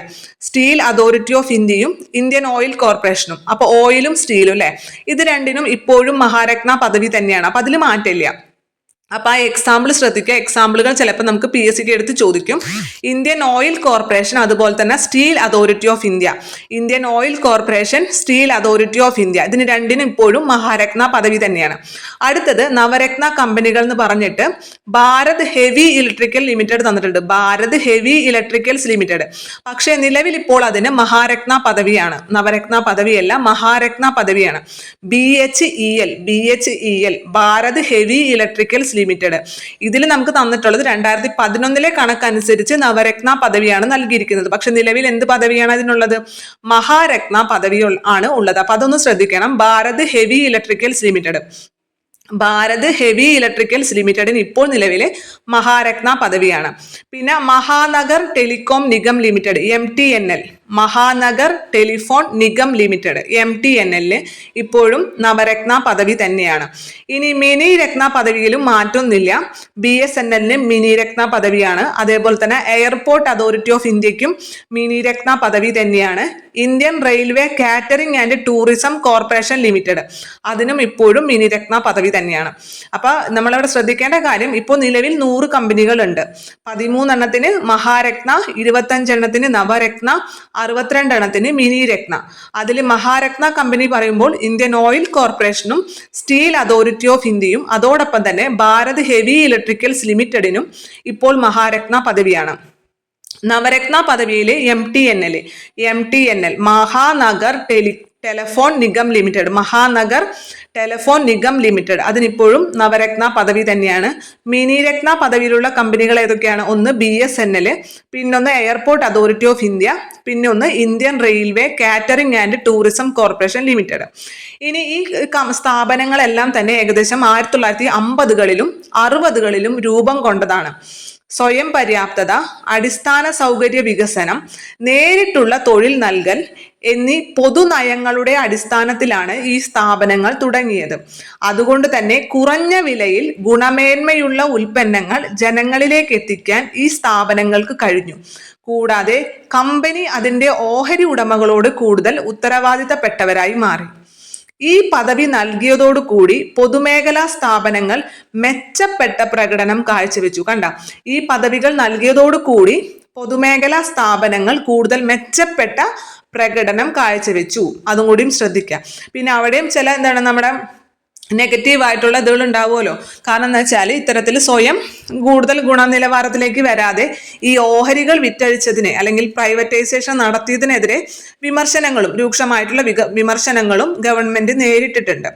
അപ്പൊ നമുക്ക് അതിന്റെ ഗുണങ്ങളും ദോഷങ്ങളൊന്നും ആവശ്യത്തിലേക്കൊന്നും കടക്കണ്ട. നമുക്ക് ഈ കാര്യങ്ങളൊക്കെ കൃത്യമായി മനസ്സിലാക്കി വെക്കുക. പ്രൈവറ്റൈസേഷൻ എന്ന് പറയുമ്പോൾ 2 തരത്തിലുണ്ടെന്ന് മനസ്സിലാക്കുക. ഒന്ന് പൂർണ്ണമായിട്ടും വിറ്റഴിക്കുന്നതും, മറ്റൊന്ന് ഓഹരികൾ വിറ്റഴിക്കുക. അവിടെ ഗവൺമെന്റ് ഓഹരികളായിരിക്കും കൂടുതൽ, പക്ഷേ കുറച്ച് ഓഹരികൾ പ്രൈവറ്റ് മേഖലയ്ക്ക് വിറ്റഴിക്കുന്നത് വഴി ഗവൺമെന്റിലേക്ക് പണം എത്തും. അതുപോലെ തന്നെ ആ സ്ഥാപനത്തിന്റെ കാര്യക്ഷമത വർദ്ധിപ്പിക്കും. പിന്നെ ഇത്തരത്തിൽ മികച്ച സ്ഥാപനങ്ങൾക്കാണ് അല്ലെങ്കിൽ മികച്ച പൊതുമേഖലാ സ്ഥാപനങ്ങൾക്കാണ് മഹാരത്ന, നവരത്ന, മിനി രത്ന പദവി ലഭിക്കുന്നത്. നിലവിൽ ഇപ്പോൾ 13 കമ്പനികൾ അല്ലെങ്കിൽ 13 പൊതുമേഖലാ സ്ഥാപനങ്ങൾക്ക് എന്ത് പദവി നൽകിയിട്ടുണ്ട്, മഹാരത്ന പദവി നൽകിയിട്ടുണ്ട്. 25 എണ്ണത്തിന് നവരത്ന പദവി നൽകിയിട്ടുണ്ട്. 62 എണ്ണത്തിന് മിനി രത്ന പദവി നൽകിയിട്ടുണ്ട്. അതിന്റെ എക്സാമ്പിളുകളും കൂടി ഒന്ന് ഓർത്തു വെക്കുക. ഇനി അടുത്തത് ആഗോളവൽക്കരണം. ആഗോളവൽക്കരണം വെച്ചാൽ ഒന്നുമില്ല, ആഗോളം അല്ലെ, മൊത്തം ഗോളത്തിനെ ഒരൊറ്റ കമ്പോളമായി കാണാം. അതായത് ലോകത്തെ മുഴുവൻ ഒരു കമ്പോളമായി കാണുന്നതിനെയാണ് നമ്മൾ ആഗോളവൽക്കരണം എന്ന് പറയുന്നത്. അവിടെ സാമ്പത്തികമായിട്ടാണെങ്കിലും സാമൂഹികമായിട്ടാണെങ്കിലും ഭൂമിശാസ്ത്രപരമായിട്ടാണെങ്കിലും അതിരുകളില്ലാത്തൊരവസ്ഥയിലേക്ക് വരാം. മനസ്സിലായോ? മൊത്തം ലോകത്തെ ഒരൊറ്റ കമ്പോളമായി മാറ്റുന്നതിനെയാണ് ആഗോളവൽക്കരണം എന്ന് പറയുന്നത്. അതിന്റെ ഫലമായിട്ട് സാമ്പത്തികവും സാമൂഹികവും ഭൂമിശാസ്ത്രപരവുമായിട്ടുള്ള അതിരുകൾ ഇല്ലാതാകുന്ന പ്രവർത്തന ശൃംഖല സൃഷ്ടിക്കുന്നു. അത് ശ്രദ്ധിക്കുക, ആ സ്റ്റേറ്റ്മെന്റ് ശ്രദ്ധിക്കുക. സാമ്പത്തികവും സാമൂഹികവും ഭൂമിശാസ്ത്രപരവുമായിട്ടുള്ള അതിരുകളില്ലാത്ത പ്രവർത്തന ശൃംഖലകൾ സൃഷ്ടിക്കലാണ് ഇതിലൂടെ ചെയ്യുന്നത്. ഇതിന്റെ ഫലമായിട്ട് എന്താണ്? മറ്റുള്ള രാജ്യങ്ങളിലെ എന്തെങ്കിലും കമ്പോളത്തിൽ അല്ലെങ്കിൽ മാർക്കറ്റിൽ എന്തെങ്കിലും എഫക്റ്റ്, എന്തെങ്കിലും പ്രശ്നങ്ങളോ എന്തെങ്കിലും പ്രതിസന്ധികൾ നേരിട്ടാൽ അത് നമ്മുടെ മാർക്കറ്റിനെ കൂടി അല്ലെങ്കിൽ ഇന്ത്യൻ സമ്പദ് വ്യവസ്ഥയെ കൂടി ബാധിക്കും ഇല്ലേ? ഈ ആഗോളവൽക്കരണത്തിന്റെ ഫലമായിട്ട് മറ്റ് രാജ്യങ്ങളിലെ എന്തെങ്കിലും സാമ്പത്തിക പ്രതിസന്ധി നേരിട്ട് കഴിഞ്ഞാൽ അത് നമ്മുടെ സ്വാഭാവികമായിട്ടും ഇന്ത്യൻ സമ്പദ് വ്യവസ്ഥയെ കൂടി ബാധിക്കും. കാരണം എന്താണ്? മൊത്തം ലോകം ഒരൊറ്റ കമ്പോളമായി മാറാണ്. അവിടെ എന്താണ്? ലോകത്തിന്റെ പരസ്പര ആശ്രയത്വമാണ് വരുന്നത്. കൂടുതൽ പരസ്പരാശ്രയത്വം വരുന്നു. രാജ്യങ്ങൾ തമ്മിൽ കൂടുതൽ പരസ്പരാശ്രയത്വം വരുന്നു. പരസ്പരം ആശ്രയിച്ച് നിലകൊള്ളുന്ന ഒരു ഘടനയിലേക്ക് മാറാണ്. കാര്യം മനസ്സിലായെന്ന് വിചാരിക്കുന്നു. സിമ്പിൾ ആണ്. ആഗോളവൽക്കരണം എന്ന് വെച്ചാൽ മൊത്തം ലോകത്തെ ഒരു കമ്പോളമായി കാണാം. അപ്പോൾ പരസ്പരാശ്രയത്വം കൂടും. ഒരു രാജ്യം മറ്റൊരു രാജ്യത്തെ ആശ്രയിച്ചാണ് അവിടെ നിൽക്കുന്നത്. അപ്പോൾ ഒരു രാജ്യത്തിലെ സമ്പദ് വ്യവസ്ഥയിൽ എന്തെങ്കിലും പ്രശ്നങ്ങൾ ഉണ്ടായാൽ, എന്തെങ്കിലും പ്രതിസന്ധികൾ നേരിട്ടാൽ അത് സ്വാഭാവികമായിട്ടും മറ്റുള്ള രാജ്യങ്ങളെ കൂടി ബാധിക്കും. സാമൂഹികമായിട്ടും സാമ്പത്തികമായിട്ടും ഭൂമിശാസ്ത്രപരമായിട്ടും ഒരു അതിരുകൾ ഇല്ലാത്തൊരു വ്യവസ്ഥയിലേക്ക് കൊണ്ടുവരുന്ന ഒരു സങ്കല്പമാണ് ആഗോളവൽക്കരണം എന്ന് പറയുന്നത്. ഒരു കാര്യം കൂടി ശ്രദ്ധിക്കുക. നമ്മുടെ ടെക്സ്റ്റ് ബുക്കിൽ ആഗോള പാദമുദ്ര എന്ന് പറഞ്ഞൊരു ടേബിൾ തന്നിട്ടുണ്ട്. അതായത് ആഗോളവൽക്കരണത്തിന്റെ കാര്യങ്ങളാണ്, അതുമായി ബന്ധപ്പെട്ടുള്ള ഒരു കുറച്ച് കാര്യങ്ങളാണ്. അത്ര ഇമ്പോർട്ടൻ്റ് അല്ലെങ്കിൽ കൂടി ശ്രദ്ധിക്കണം. കാരണം PSC ഇപ്പോൾ എല്ലാ ഭാഗത്തും ചോദ്യങ്ങൾ ചോദിക്കാനല്ലേ. അപ്പം നമ്മളൊരു ബോക്സ് ആയിട്ട് സ്കിപ്പ് ചെയ്ത് പോകേണ്ട ആവശ്യമില്ലല്ലോ. ആഗോള പാദമുദ്രയിൽ എന്താണ് പറഞ്ഞിരിക്കുന്നത് വെച്ച് കഴിഞ്ഞാൽ, ഇപ്പൊ ആഗോളവൽക്കരണത്തിന്റെ ഫലമായിട്ട് മൊത്തം ലോകം ഒരൊറ്റ കമ്പോളമാണല്ലേ. അതിന്റെ ഫലമായിട്ട് പുറത്തുള്ള വിദേശ കമ്പനികൾ ഒരുപാടെണ്ണം ഇന്ത്യയിൽ വന്ന് ശാഖകൾ ആരംഭിച്ചിട്ടുണ്ട്. അതേപോലെ തന്നെ ഇന്ത്യൻ കമ്പനികളും പുറം രാജ്യങ്ങളിൽ ചെന്ന് ശാഖകൾ ആരംഭിച്ചിട്ടുണ്ട്. അപ്പൊ ഇന്ത്യയിൽ വന്നിട്ട് മാത്രമല്ല അവർ പുതിയ സംരംഭങ്ങൾ അല്ലെങ്കിൽ പുതിയ ശാഖകൾ ആരംഭിച്ചിരിക്കുന്നത്. ഇന്ത്യൻ കമ്പനികളും പുറത്ത് പല രാജ്യങ്ങളിലും പോയിട്ട് അവിടെ ശാഖകൾ അല്ലെങ്കിൽ പുതിയ കമ്പനികൾ ഏറ്റെടുത്ത് നടത്തിയിട്ടുണ്ട്. അതിൽ ഏറ്റവും പ്രധാനപ്പെട്ട കുറച്ച് കാര്യങ്ങളാണ് നൽകിയിട്ടുള്ളത്. അതിൽ ഏറ്റവും ഇമ്പോർട്ടന്റ് ടാറ്റയുടെ കാര്യം തന്നെയാണ്. ടാറ്റ നമുക്ക് നോക്കാം. ആദ്യം തന്നെ 2000 വർഷമാണ് പറയുന്നത്. 2000 ടാറ്റ ചായ കമ്പനി 1870 കോടി രൂപയുടെ നിക്ഷേപം ബ്രിട്ടനിൽ നടത്തി എന്നാണ് പറയുന്നത്. 1870 കോടി രൂപയുടെ നിക്ഷേപം എവിടെയാണ്? ബ്രിട്ടനിലാണ് നടത്തിയത്. നമ്മൾ ഒരു കാലത്ത് ഇന്ത്യ എന്ന് പറയുന്നത് ബ്രിട്ടന്റെ കോളനി ആയിരുന്നു അല്ലെ. ആ ബ്രിട്ടനിൽ പോയിട്ടാണ് ഇന്ത്യയിലെ ഒരു കമ്പനി, ടാറ്റ ചായ കമ്പനി 1870 കോടി രൂപയുടെ നിക്ഷേപം നടത്തിയത്. ടെറ്റ്ലി എന്ന ചായ കമ്പനി സ്വന്തമാക്കി. ടെറ്റ്ലി എന്ന ചായ കമ്പനി സ്വന്തമാക്കി. അതേപോലെ തന്നെ 2004 ടാറ്റ സ്റ്റീൽ കമ്പനി, അതും ടാറ്റ തന്നെയാണ്, ടാറ്റ സ്റ്റീൽ കമ്പനി സിംഗപ്പൂർ അടിസ്ഥാനമായിട്ടുള്ള നാറ്റ് സ്റ്റീൽ കമ്പനിയിൽ 1245 കോടി രൂപയ്ക്ക് വാങ്ങി. അപ്പൊ ജസ്റ്റ് നിങ്ങളൊന്ന് മനസ്സിലാക്കിയാൽ മതി. ആ ഇതുകളൊന്നും രൂപയൊന്നും അല്ലെങ്കിൽ എത്ര രൂപയ്ക്കാണ് സ്വന്തമാക്കിയത്, എത്ര കോടി രൂപയ്ക്കാണ് സ്വന്തമാക്കിയതെന്നൊന്നും ശ്രദ്ധിക്കേണ്ട. ബ്രിട്ടനിൽ പോയിട്ട് 2000 ടാറ്റ ചായ കമ്പനി ഒരു നിക്ഷേപം നടത്തിയത്. ടെറ്റ്ലി എന്ന ചായ കമ്പനിയാണ് സ്വന്തമാക്കിയത്. അതേപോലെ തന്നെ 2004 സിംഗപ്പൂർ അടിസ്ഥാനമാക്കിയ നാറ്റ് സ്റ്റീൽ കമ്പനിയിലെ 1245 കോടി രൂപയ്ക്ക് അത് വാങ്ങി. അതേപോലെ തന്നെ തെക്കൻ കൊറിയയിലെ വൻ വാണിജ്യ വാഹനങ്ങൾ നിർമ്മിക്കുന്ന കമ്പനിയായ ദേവൂവിന്റെ കൂടുതൽ ഓഹരികൾ ടാറ്റ മോട്ടോഴ്സ് 448 കോടി രൂപയ്ക്ക് വാങ്ങി കമ്പനിയുടെ നിയന്ത്രണം ഏറ്റെടുത്തു. അതേപോലെ കടലിനടിയിലൂടെ ടൈക്കോസിന്റെ കേബിൾ നെറ്റ്വർക്ക് ഇപ്പോൾ 572 കോടി രൂപയ്ക്ക് VSNL നേടുകയുണ്ടായി. അപ്പൊ VSNL ഏതിന്റെയാണ്? കടലിനടിയിലൂടെയുള്ള ടൈക്കോസിന്റെ കേബിൾ നെറ്റ്വർക്കാണ് 572 കോടി രൂപയ്ക്ക് വാങ്ങിയത്. 3 ഭൂഖണ്ഡങ്ങളിലായി 60,000 കിലോമീറ്റർ ദൂരത്തിൽ കടലിനടിയിലൂടെയുള്ള കേബിൾ ശൃംഖലയുടെ ഉടമസ്ഥരാണ് ടൈക്കോ കമ്പനി. ബംഗ്ലാദേശിലെ രാസവളം, സ്റ്റീല്, ഊർജ നിലയം എന്നിവയിൽ 8,800 കോടി രൂപയുടെ നിക്ഷേപം നടത്താൻ ടാറ്റ കമ്പനി ഉദ്ദേശിക്കുന്നുണ്ട്. അപ്പൊ വിവിധ സ്ഥലങ്ങളിൽ പോയിട്ട് ഇന്ത്യൻ കമ്പനികൾ നടത്തിയ നിക്ഷേപങ്ങളെ കുറിച്ചാണ് പറഞ്ഞിട്ടുള്ളത്. അതിൽ ഏറ്റവും പ്രധാനമായിട്ട് ബ്രിട്ടനിൽ പോയിട്ട് ടെറ്റ്ലി എന്ന ചായ കമ്പനി സ്വന്തമാക്കി. 2004 സിംഗപ്പൂർ അടിസ്ഥാനമാക്കിയിട്ടുള്ള നാറ്റ് സ്റ്റീൽ നാറ്റ് സ്റ്റീൽ കമ്പനി എത്ര 1245 കോടി രൂപയ്ക്ക് വാങ്ങി. തെക്കൻ കൊറിയയിലാണെങ്കിൽ ഈ വാഹനങ്ങൾ നിർമ്മിക്കുന്ന കമ്പനിയായ ദേവുവിൻ്റെ കൂടുതൽ ഓഹരികൾ ടാറ്റ മോട്ടോഴ്സ് വാങ്ങി. അതേപോലെ തന്നെ ടൈക്കോസ്, കടലിനടിയിലൂടെയുള്ള ടൈക്കോസിന്റെ കേബിൾ നെറ്റ്വർക്ക് 572 കോടി രൂപയ്ക്ക് BSNL നേടി.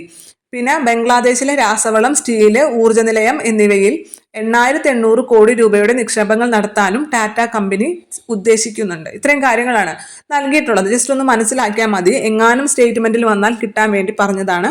ഇനി ഇതിൽ പ്രധാനമായിട്ടും ക്വസ്റ്റ്യൻ വരാം ലിബറലൈസേഷൻ, ഉദാരവൽക്കരണവുമായി ബന്ധപ്പെട്ട ഭാഗത്താണ് PSC സ്ഥിരമായിട്ട് എടുത്ത് ചോദിക്കാറുള്ളത്.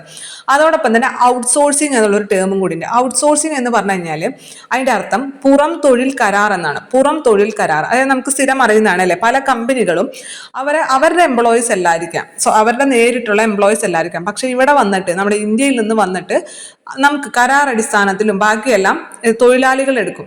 അതെന്തിനാണ് നമ്മുടെ ഇന്ത്യയിൽ നിന്ന് വന്നത് തൊഴിലാളികൾ എടുക്കുന്നത്? കാരണം ഇന്ത്യയിലെ തൊഴിലാളികൾക്ക് നോക്കുമ്പോൾ ഇവരെല്ലാവരും സ്കിൽഡ് ആണ്. ഇന്ത്യയിലുള്ളവർ ഭൂരിഭാഗം പേരും നല്ല സ്കിൽഡ് ആണ് അല്ലെ. പക്ഷെ ഇവർക്ക് എന്താണ്, കുറഞ്ഞ പണം നൽകിയാൽ മതി. ഇപ്പൊ യൂറോപ്യൻ കൺട്രീസിലൊക്കെ ഉള്ള ഒരു എംപ്ലോയീസിന് നൽകുന്ന പണത്തെക്കാളും കുറവ് ശമ്പളം എന്ത് നൽകിയാൽ മതി, ഇന്ത്യയിൽ നിന്നുള്ള ഒരു തൊഴിലാളിക്ക് നൽകിയാൽ മതി. പക്ഷെ എല്ലാവരും സ്കിൽഡ് ആണ്. ഇപ്പൊ കേരളത്തിൽ നിന്ന് പ്രത്യേകിച്ചില്ലേ, കേരളത്തിൽ നിന്നൊക്കെ ഉള്ള ഒരുപാട് എംപ്ലോയീസ് പുറം രാജ്യങ്ങളിൽ ജോലി ചെയ്യുന്നുണ്ട്. കാരണം ഇവരെല്ലാവരും നല്ല സ്കിൽഡ് ആണ് അല്ലെ. പക്ഷെ ഇവർക്ക് നമ്മുടെ ബാക്കിയുള്ളവർ അവിടെ പോയി ജോലി ചെയ്യുമ്പോൾ അങ്ങനെയല്ല. പക്ഷെ ഇവിടെ നിന്ന് ഇപ്പൊ നമ്മുടെ പല കമ്പനികളും ഇവിടെ വന്നിട്ട് ബ്രാഞ്ചസ് ഓപ്പൺ ചെയ്തുകൊണ്ട് ഇവിടുത്തെ എംപ്ലോയീസിനെ, കേരളത്തിൽ നിന്നുള്ളതും ഇന്ത്യയിൽ നിന്ന് പല ഭാഗങ്ങളിൽ നിന്നുള്ള എംപ്ലോയീസിനെ എടുത്തിട്ട് ജോലി ചെയ്യിപ്പിക്കുന്നുണ്ട്. അതെന്താണ്, അവർക്ക് നൽകുന്ന ശമ്പളം കുറവ് നൽകിയാൽ മതി. പക്ഷെ എല്ലാവരും നല്ല സ്കിൽഡ് ആയിട്ടുള്ളവരാണ്. അപ്പൊ ഇതിനെയാണ് നമ്മൾ ഔട്ട്സോഴ്സിങ് എന്ന് പറയുന്നത്. ഇന്ത്യ എന്ന് പറയുന്നത് ഗുഡ് ഡെസ്റ്റിനേഷൻ ഫോർ ഔട്ട്സോഴ്സിങ്. ഔട്ട്സോഴ്സിങ്ങിന് പറ്റിയ ഏറ്റവും നല്ലൊരു ഡെസ്റ്റിനേഷൻ ആണ് ഇന്ത്യ എന്ന് പറയുന്നത്. ഔട്ട്സോഴ്സിങ്ങിന് ഇത്തരത്തിൽ പുറം തൊഴിൽ കരാർ എന്താന്ന് നിങ്ങൾക്ക് മനസ്സിലായില്ലേ? അതായത് പുറത്തുള്ള കമ്പനിക്കാര് ഇവിടെ വന്നിട്ട് നമ്മുടെ ഇന്ത്യയിൽ നിന്നും തൊഴിലാളികളെ കരാർ അടിസ്ഥാനത്തിൽ എടുക്കുക. അതിനെയാണ് നമ്മൾ എന്തെന്ന് പറയുന്നത്, പുറം തൊഴിൽ കരാർ അഥവാ ഔട്ട്സോഴ്സിങ് എന്ന് പറയുന്നത്. അതിനുള്ള കാരണം നമ്മൾ പറഞ്ഞു, ഇവിടെ ഇന്ത്യയിൽ ശമ്പളം കുറവ് നൽകിയാൽ മതി, പക്ഷെ നല്ല സ്കിൽഡ് ആയിട്ടുള്ള എംപ്ലോയീസിനെ കിട്ടും എന്നുള്ളതാണ്. അതുകൊണ്ട് തന്നെയാണ് ഇന്ത്യ എന്ന് പറയുന്നത് ഗുഡ് ഡെസ്റ്റിനേഷൻ, ഏറ്റവും നല്ല ഡെസ്റ്റിനേഷൻ ആണ്. ഈ പുറം തൊഴിൽ കരാർ അല്ലെങ്കിൽ ഔട്ട്സോഴ്സിങ്ങിന് പറ്റിയ ഏറ്റവും നല്ല ഡെസ്റ്റിനേഷൻ ആണ് ഇന്ത്യ എന്ന് പറയുന്നതിന് ഏറ്റവും പ്രധാനപ്പെട്ട കാരണം ഇതാണ്. തൊഴിലാളികൾക്ക് കുറഞ്ഞ വേതനം നൽകിയാൽ മതി, എല്ലാവരും നല്ല സ്കിൽഡ് ലേബേഴ്സ് ആണ്. പിന്നെ അതേപോലെ തന്നെ proficiency in English language, proficiency. കാരണം നമുക്കറിയാലോ നമ്മളുടെ ഇവിടെ ഇന്ത്യയിൽ നമ്മളെ മദർ ടങ്ക് അതല്ലെങ്കിൽ നമ്മുടെ മാതൃഭാഷ പഠിക്കുന്നത് പോലെ തന്നെ നമ്മൾ ഇംഗ്ലീഷും പഠിച്ചു വരുന്നുണ്ട് ഇല്ലേ. പ്രൈമറി ക്ലാസ് മുതലേ തന്നെ നമ്മൾ എന്ത് പഠിച്ചു വരുന്നുണ്ട്, ഇംഗ്ലീഷ് പഠിച്ചു വരുന്നുണ്ട്. പക്ഷെ പല കൺട്രീസിലും അങ്ങനെയല്ല. പല കൺട്രീസിലും അവിടെ ഇംഗ്ലീഷ് പഠിപ്പിക്കുന്ന തന്നെ ഇല്ല. ചില കൺട്രീസ് എന്നൊക്കെ പറയണത് അവരുടെ മദർ ടങ്ങിനാണ് കൂടുതൽ പ്രാധാന്യം നൽകി പഠിപ്പിക്കുന്നത്. നമ്മളുടെ ഇവിടെ ഹിന്ദിനേക്കാളും കൂടുതൽ പ്രാധാന്യം ഇംഗ്ലീഷ് നൽകുന്നുണ്ട് അല്ലേ. പക്ഷെ മറ്റു പല രാജ്യങ്ങളിലും അങ്ങനെയല്ല, ഇംഗ്ലീഷിന് അധികം പ്രാധാന്യം നൽകുന്നില്ല. പക്ഷെ ഇന്ത്യയിൽ അങ്ങനെയല്ല. ഇംഗ്ലീഷ് പ്രൈമറി ക്ലാസ് മുതൽ തൊട്ട് പഠിപ്പിക്കുന്നത് കൊണ്ട് തന്നെ ഇവിടുത്തെ എംപ്ലോയീസ് എല്ലാവരും ഇംഗ്ലീഷിൽ നല്ല പ്രൊഫിഷ്യൻസി ആയിരിക്കും. മനസ്സിലായി? അവർ കുറച്ചും കൂടി നല്ല ടാലന്റഡ് ആയിരിക്കും. കുറച്ചും കൂടി നന്നായിട്ട് ഇംഗ്ലീഷ് സംസാരിക്കാൻ കഴിയും. അവർക്ക് കുറച്ച് സാലറി നൽകിയാൽ മതി. അതുപോലെ തന്നെ ഇന്ത്യയിലെ ടൈം സോൺ എന്ന് പറയുന്നത് കുറച്ചും കൂടി ബെറ്റർ ടൈം സോൺ ആണ്. മറ്റ് പല രാജ്യങ്ങളെയും വെച്ച് നോക്കുമ്പോഴും ഇന്ത്യയിലെ ടൈം സോൺ എന്ന് പറയുന്നത് എല്ലാ രാജ്യങ്ങൾക്കും ആക്സെപ്റ്റബിൾ ആയിട്ടുള്ള ഒരു ടൈം സോണും കൂടിയാണ് ഇന്ത്യയിലെ ടൈം സോൺ എന്ന് പറയുന്നത്. ഇതൊക്കെയാണ് നമ്മുടെ ഇന്ത്യനെ ഗുഡ് ഡെസ്റ്റിനേഷൻ ഫോർ ഔട്ട്സോഴ്സിംഗ് എന്ന് പറയാനുള്ള കാരണം എന്ന് പറയുന്നത്. ഇനി ഈ എക്കണോമിക് പോളിസിയുടെ ഇമ്പാക്റ്റുകൾ എന്തൊക്കെയാണ്? എക്കണോമിക് പോളിസി പോസിറ്റീവ് ആയിട്ടുള്ള ഇമ്പാക്റ്റുകളും ഉണ്ടാക്കിയിട്ടുണ്ട്, അതേപോലെ തന്നെ നെഗറ്റീവ് ആയിട്ടുള്ള ഇമ്പാക്റ്റുകളും ഉണ്ടാക്കിയിട്ടുണ്ട്. എന്തൊക്കെയാണ് പോസിറ്റീവ് ആയിട്ടുള്ള ഇമ്പാക്ട് എന്ന് വെച്ചാൽ മെയിൻ ആയിട്ട് GDP കൂടിയിട്ടുണ്ടാവും അല്ലെ. എന്തായാലും ഉറപ്പാണല്ലോ GDP-യിൽ വലിയൊരു വർധനവ് ഉണ്ടായിട്ടുണ്ട്. അതായത് 5.79% 1980 എങ്കിൽ അത് 8.2% വർദ്ധിച്ചു. 2007-2012 കാലഘട്ടത്തിലൊക്കെ 8.2% വർദ്ധിച്ചു. ഇപ്പൊ ഈ ന്യൂ എക്കണോമിക് പോളിസി നടത്തി അപ്പൊ തന്നെ ആ വർഷം തന്നെ ഒരിക്കലും GDP-യിൽ വലിയൊരു ഗ്രോത്ത് ഉണ്ടാവില്ല അല്ലെ. അത് സാവധാനം ഉണ്ടാവുള്ളൂ. കാരണം എന്താ, ഇതെല്ലാം ഘടനാപരമായിട്ടുള്ള പല നടപടികളാണ് കൊണ്ടുവന്നിട്ടുള്ളത് ഈ ന്യൂ എക്കണോമിക് പോളിസി പ്രകാരം. അപ്പൊ അതുകൊണ്ട് തന്നെ കുറച്ച് സമയം എടുത്തിട്ടേ വലിയ രീതിയിലുള്ള വർധനവ് ഉണ്ടാവുള്ളൂ. അപ്പൊ 1980 5.79% GDP എങ്കിൽ 2007-2012 ആയപ്പോഴേക്കും 8.2% നമ്മുടെ ഈ GDP വർദ്ധിച്ചു. അതേപോലെ തന്നെ ഫോറിൻ ഇൻവെസ്റ്റ്മെന്റ് വളരെയധികം കൂടി. 1991 ഫോറിൻ ഇൻവെസ്റ്റ്മെന്റ് എന്ന് പറയുന്നത് 103 മില്യൺ ആയിരുന്നു. 103 മില്യൺ ആയിരുന്നു. പക്ഷെ ഇത് 2016 ആയപ്പോഴേക്കും 36 മില്യൺ അല്ല കേട്ടോ, ബില്യൺ ആയി മാറി. അത്ര അധികം ഫോറിൻ ഇൻവെസ്റ്റ്മെന്റ് കൂടി. അതേപോലെ തന്നെ ഫോറിൻ എക്സ്ചേഞ്ച് റിസർവ്, നമ്മുടെ കരുതൽ ശേഖരം, ഇന്ത്യയുടെ കരുതൽ ശേഖരത്തിലും വലിയ രീതിയിലുള്ള ഇൻക്രീസ് ഉണ്ടായി. ഇന്ത്യയുടെ കരുതൽ ശേഖരം എന്ന് പറയുന്നത് $6 ബില്യൺ ആയിരുന്നു ആദ്യം. ഈ 1990-കളിൽ ഈ പരിഷ്കാരങ്ങൾ കൊണ്ടുവരുന്ന സമയത്ത് ഇന്ത്യയുടെ കരുതൽ ശേഖരം എന്ന് പറയുന്നത് $6 ബില്യൺ ആയിരുന്നു, 6 ബില്യൺ ആയിരുന്നു. പിന്നീട് ഇത് 2014 ആയപ്പോഴേക്കും ഇത് $321 ബില്യൺ, വെറും 6 ബില്യണിൽ നിന്നും 321 ബില്യൺ ആയിട്ട് വർദ്ധിച്ചു. 6 ബില്യണിൽ നിന്നും 321 ബില്യൺ ആയിട്ട് വർദ്ധിച്ചു. അപ്പൊ വലിയ രീതിയിൽ ഫോറിൻ എക്സ്ചേഞ്ച് വർദ്ധിച്ചു. അതേപോലെ തന്നെ എക്സ്പോർട്ട് ഇൻക്രീസ് ചെയ്തു. ഇവിടേക്കെല്ലാം ഇമ്പോർട്ട് ചെയ്യായിരുന്നു അല്ലെ, ഒന്നും ഇവിടെ നിന്ന് അങ്ങോട്ട് എക്സ്പോർട്ട് ചെയ്യുന്നുണ്ടായില്ല. അതായത് എല്ലാം ഇറക്കുമതി ചെയ്യായിരുന്നു, ഒന്നും തന്നെ കയറ്റുമതി ചെയ്യുന്നുണ്ടായിരുന്നില്ല. വലിയൊരു വ്യത്യാസം ഉണ്ടായിരുന്നു എന്ന് നമ്മൾ പറഞ്ഞില്ലേ. എന്നാൽ കയറ്റുമതി വലിയ രീതിയിൽ വർദ്ധിച്ചു. അതേപോലെ തന്നെ പോവർട്ടി, ദാരിദ്ര്യം വളരെയധികം കുറഞ്ഞു. വിലക്കയറ്റം നമുക്ക് നിയന്ത്രണത്തിലായി. അപ്പൊ എന്തൊക്കെ കാര്യങ്ങളാണ് ഇതിന്റെ പോസിറ്റീവ് ഇമ്പാക്ട് എന്ന് പറഞ്ഞത്? ഏറ്റവും പ്രധാനമായിട്ട് GDP കൂടി. 1980 5.79% ആയിരുന്നു എങ്കിൽ 2007-2012 ആ കാലഘട്ടമായപ്പോഴേക്കും 8.2% വർദ്ധിച്ചു. ഫോറിൻ ഇൻവെസ്റ്റ്മെന്റ് കൂടി. അതേപോലെ തന്നെ ഫോറിൻ എക്സ്ചേഞ്ച് റിസർവ്, അതായത് കരുതൽ ശേഖരം, ഇന്ത്യയുടെ കരുതൽ ശേഖരവും വളരെയധികം വർദ്ധിച്ചു. ഇന്ത്യയുടെ കരുതൽ ശേഖരം 1990-കളിൽ വെറും $6 ബില്യൺ ആയിരുന്നു, $6 ബില്യൺ ആയിരുന്നു. എന്നാൽ ഇപ്പോൾ എത്രയാണ്? 2014 കണക്കനുസരിച്ച് അത് 321 ബില്യൺ ആയി വർദ്ധിച്ചു. എക്സ്പോർട്ട് കൂടി, അത് കയറ്റുമതി വർദ്ധിച്ചു. പോവർട്ടി, ദാരിദ്ര്യം കുറഞ്ഞു. അതേപോലെ തന്നെ നമ്മുടെ വിലക്കയറ്റവും നിയന്ത്രണത്തിലായി. എന്നാൽ ഇതോടൊപ്പം തന്നെ ഇതിന് നെഗറ്റീവ് ഇമ്പാക്റ്റുകൾ ഉണ്ട്. എന്തൊക്കെയാണ് നെഗറ്റീവ് ഇമ്പാക്ട് എന്ന് മനസ്സിലാക്കി വയ്ക്കുക. പോസിറ്റീവ് ഇമ്പാക്റ്റുകൾ നമുക്ക് പെട്ടെന്ന് കിട്ടും, പക്ഷെ നെഗറ്റീവ് ഇമ്പാക്റ്റുകൾ കിട്ടാൻ കുറച്ചും കൂടി ബുദ്ധിമുട്ടാണ്. ഏറ്റവും പ്രധാനമായിട്ട് ഇതിൽ അഗ്രികൾച്ചർ പ്രൊഡക്റ്റുകളുടെ വില കുറഞ്ഞു. അഗ്രികൾച്ചർ പ്രൊഡക്റ്റുകളുടെ വില വളരെയധികം കുറഞ്ഞു എന്നുള്ള ഒരു കാരണമുണ്ട്. അതേപോലെ തന്നെ ഒരു കൺസ്യൂമർ കൾച്ചർ, ഒരു ഉപഭോക്തൃ സംസ്കാരം വളർന്നു അല്ലെ.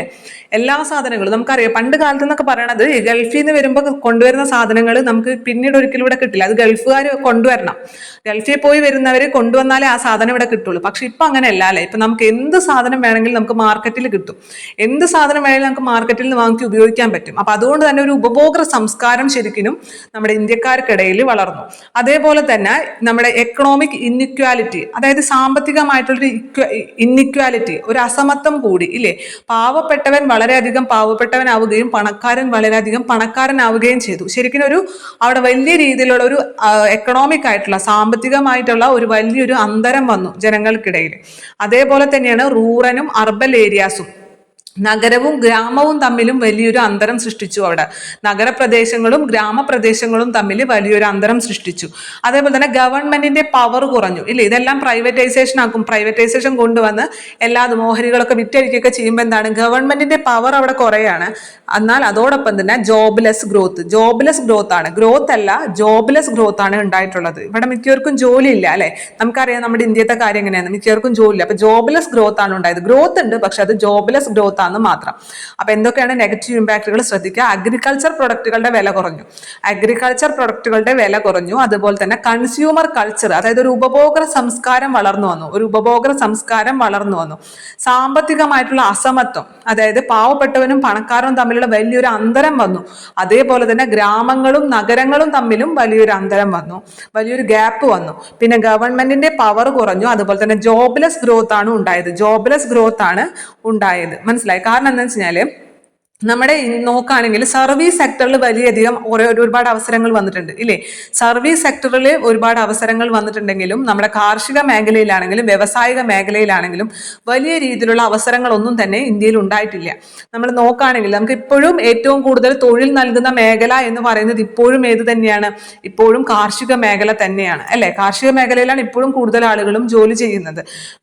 സർവീസ് സെക്ടർ കുറച്ചും കൂടി വലുതായി എന്നുണ്ടെങ്കിലും വ്യവസായിക മേഖലയിൽ അത്ര വലിയ രീതിയിലുള്ള തൊഴിൽ തൊഴിൽ നൽകുന്ന അത്ര വലിയ സംരംഭങ്ങളൊന്നും തന്നെ ഇന്ത്യയിൽ തുടങ്ങിയിട്ടില്ല എന്ന് പറയേണ്ടി വരും. അപ്പൊ അതുകൊണ്ട് തന്നെ ഗ്രോത്ത് ഉണ്ടായെങ്കിലും അതൊരു ജോബ്ലെസ് ഗ്രോത്ത് ആണ് ഉണ്ടായതെന്ന് പറയേണ്ടി വരും. അപ്പൊ ഇത്രയും കാര്യങ്ങളാണ് ഇതിന്റെ പോസിറ്റീവ് ഇമ്പാക്റ്റും നെഗറ്റീവ് ഇമ്പാക്ട് എന്ന് പറയുന്നത്. അപ്പൊ രണ്ട് കാര്യങ്ങളും നമുക്ക് കുറെയൊക്കെ വായിച്ചാൽ കിട്ടുന്നതാണ്. നെഗറ്റീവ് ഇമ്പാക്റ്റുകൾ ശ്രദ്ധിക്കുക. അഗ്രികൾച്ചർ പ്രൊഡക്റ്റിന്റെ വില കുറഞ്ഞു, അതുപോലെ കൺസ്യൂമർ കൾച്ചർ അഥവാ ഉപഭോക്തൃ സംസ്കാരം കൂടുതൽ സ്പ്രെഡായി, ഈ എക്കണോമിക് ആയിട്ടുള്ള ഒരു ഇൻഇക്വാലിറ്റി, ഒരു അസമത്വം കൂടുതലായി വന്നു. അതേപോലെ തന്നെ റൂറൽ ഏരിയാസും അർബൻ ഏരിയാസും, ഗ്രാമങ്ങളും നഗരങ്ങളും തമ്മിലൊരു അന്തരം വന്നു. ഗവൺമെന്റിന്റെ പവർ കുറഞ്ഞു, അതുപോലെ ജോബ്ലെസ് ഗ്രോത്ത് ആണ് ഉണ്ടായത്. അപ്പൊ ഇത്രയും കാര്യങ്ങളാണ് നെഗറ്റീവ് ഇമ്പാക്ട് എന്ന് പറയുന്നത്. ഇതിൽ ഏറ്റവും കൂടുതൽ ശ്രദ്ധിച്ച് പഠിക്കേണ്ടത് ഉദാരവൽക്കരണം അഥവാ ലിബറലൈസേഷൻ. നമ്മൾ ആദ്യം പറഞ്ഞ പോയിന്റുകൾ നന്നായി ശ്രദ്ധിച്ച് പഠിക്കുക. അവസാനം കാണിച്ചത് ഞാൻ എഴുതിയ ലെക്ചർ നോട്ടാണ്. അതായത് ഞാനിത് വായിക്കുന്ന സമയത്ത്, ഞാൻ ഈ ടെക്സ്റ്റ് ബുക്കിൽ എടുത്തിട്ട് വായിച്ച സമയത്ത് എനിക്ക് മനസ്സിലായ കാര്യങ്ങൾ ഞാൻ നോട്ട് എഴുതി വെച്ചാണ്. അപ്പോൾ ഇതുപോലെ നിങ്ങൾ ഓരോരുത്തരും ചെറിയൊരു നോട്ട് എഴുതി വെക്കുക. കാരണം എക്സാമിന് പോണേക്കാട്ട് മുമ്പ് ഈ 1 മണിക്കൂറുള്ള ക്ലാസ് വീണ്ടും ഇരുന്ന് കേൾക്കുക എന്നുള്ളത് നടക്കുന്ന ഒരു കാര്യമല്ല. അപ്പോൾ മനസ്സിലായ കാര്യങ്ങൾ നോട്ടാക്കി എഴുതി വെച്ച് കഴിഞ്ഞാൽ നിങ്ങൾക്ക് തീർച്ചയായിട്ടും ഉപകാരപ്പെടും. അത് മാത്രമല്ല, ഒരു തവണ ടെക്സ്റ്റ് വായിക്കുക, നന്നായി വായിച്ച് എഴുതി വെക്കുക. അപ്പോൾ ഇനി വരുന്ന എക്സാമുകൾക്ക്, പ്രത്യേകിച്ച് സെക്രട്ടേറിയറ്റ് അസിസ്റ്റന്റ് പോലുള്ള എക്സാമുകൾ, അതുപോലെ LSGS പോലുള്ള വലിയ വലിയ എക്സാമുകൾക്ക്, ഡിഗ്രി ലെവൽ എക്സാമുകൾക്ക് തീർച്ചയായിട്ടും ഈ ഭാഗത്ത് നിങ്ങൾക്ക് ഏത് ചോദ്യം വന്നാലും നിങ്ങൾക്ക് ആൻസർ ചെയ്യാൻ സാധിക്കും. ഈ ചാപ്റ്ററിന്റെ അവസാനത്തിൽ ഒരു സിർസില്ല ദുരന്തം കൂടി പറയുന്നുണ്ട് ഒരു ബോക്സിൽ. സിർസില്ല ദുരന്തം, ഈ സിർസില്ല ദുരന്തം എന്ന് പറയുന്നത് ആന്ധ്രാപ്രദേശിലെ യന്ത്രത്തറി തുണി വ്യവസായത്തിൽ സംഭവിച്ചാണ്. യന്ത്രത്തറി തുണി വ്യവസായത്തിൽ സംഭവിച്ച ഒരു ദുരന്തമാണ് സിർസില്ല ദുരന്തം എന്ന് പറയുന്നത്. അതായത് ഈ LPG, നമ്മുടെ ലിബറലൈസേഷൻ, പ്രൈവറ്റൈസേഷൻ, ഗ്ലോബലൈസേഷൻ, ഇതിന്റെ ഒരു നെഗറ്റീവ് ഇമ്പാക്റ്റിന് എക്സാമ്പിൾ നൽകിയിരിക്കുന്നതാണ് സിർസില്ല ദുരന്തം. നമുക്കറിയാം, ഇപ്പോൾ വൈദ്യുതി, നമ്മുടെ കേരളത്തിലൊക്കെ ആണെങ്കിൽ വൈദ്യുതി എന്ന് പറയുന്നത് അല്ലെ, നമ്മുടെ ഗവൺമെന്റ് സെക്ടറിൽ KSEBയുടെ കീഴിലാണ്, ഗവൺമെന്റ് സെക്ടറാണത്. നമുക്ക് എത്രത്തോളം സബ്സിഡി നൽകുന്നുണ്ട് ഗവൺമെന്റ് എന്നറിയില്ല, എങ്കിലും ഒരു പൊതുമേഖലാ സ്ഥാപനമാണെങ്കിൽ ഒരുപാട് സബ്സിഡികൾ അനുവദിക്കും. അതേപോലെ തന്നെ വലിയ രീതിയിലുള്ള നികുതി ഭാരം അടിച്ചേൽപ്പിക്കില്ല.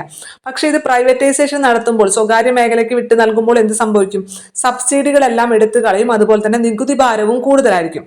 അപ്പൊ ഇതിന്റെ ഫലമായിട്ട് ഈ വൈദ്യുതിയുടെ വില വർദ്ധിക്കുകയും തുടർന്ന് ഈ കൈത്തറിയല്ല യന്ത്രത്തറി വ്യവസായം പ്രതിസന്ധിയിലാവുകയും ഒരുപാട് തൊഴിലാളികൾ, 50ഓളം യന്ത്രത്തറി തൊഴിലാളികൾ ആത്മഹത്യ ചെയ്യുകയും ചെയ്തു. ഇത് ആന്ധ്രാപ്രദേശിലാണ് നടന്നത്. ഇതിനെയാണ് സർസറി ദുരന്തം എന്ന് പറയുന്നത്. അപ്പൊ ഇത്തരത്തില് ചെറിയ ചെറിയ കുഞ്ഞു കാര്യങ്ങളൊക്കെ നിങ്ങൾക്ക് വായിച്ച് മനസ്സിലാക്കണമെന്നുണ്ടെങ്കിൽ തീർച്ചയായിട്ടും നിങ്ങൾ ടെക്സ്റ്റ് വായിക്കണം. ഞാൻ എല്ലാം പറഞ്ഞിട്ടുണ്ടെങ്കിലും പറയാണ്, നിങ്ങൾ പൂർണ്ണമായിട്ടും നിങ്ങൾക്ക് ഇത് ഉൾക്കൊള്ളണമെങ്കിൽ നിങ്ങൾ തീർച്ചയായിട്ടും ടെക്സ്റ്റ് വായിച്ചേ മതിയാവുള്ളൂ. ഞാനതിന്റെ PDF നിങ്ങൾക്ക് ടെലഗ്രാം ചാനലിലിടാം. ടെലഗ്രാം ചാനലിൽ ജോയിൻ ചെയ്യാത്ത ആരെങ്കിലും ഉണ്ടെങ്കിൽ PSC ബുള്ളറ്റിൻ പ്ലസ് SCERT എന്ന് ജസ്റ്റ് സെർച്ച് ചെയ്താൽ മതി. അപ്പൊ നിങ്ങൾക്ക് അത് കിട്ടും. ഇതേ നമ്മുടെ ഈ ചാനലിന്റെ അതേ ഇത് തന്നെയാണ്, പ്രൊഫൈൽ പിക്ക് തന്നെയാണ് അവിടെ നൽകിയിട്ടുള്ളത്. അപ്പൊ നിങ്ങൾക്ക് കണ്ടാൽ മനസ്സിലാവും. ജോയിൻ ചെയ്യുക. ഇന്നത്തെ ക്ലാസ് നിങ്ങൾക്ക് ഉപകാരപ്പെട്ടു എന്ന് വിശ്വസിക്കുകയാണ്. എന്തെങ്കിലും നിർദ്ദേശങ്ങളുണ്ട്, അഭിപ്രായങ്ങളുണ്ടെങ്കിൽ തീർച്ചയായിട്ടും കമന്റ് ചെയ്യണം. കമന്റ് ചെയ്യാൻ മറക്കരുത്. ഇന്നത്തെ ക്ലാസ് ഉപകാരപ്പെട്ടു എന്നുള്ള വിശ്വാസത്തോടു കൂടി തന്നെ നിർത്തുന്നു. നന്ദി.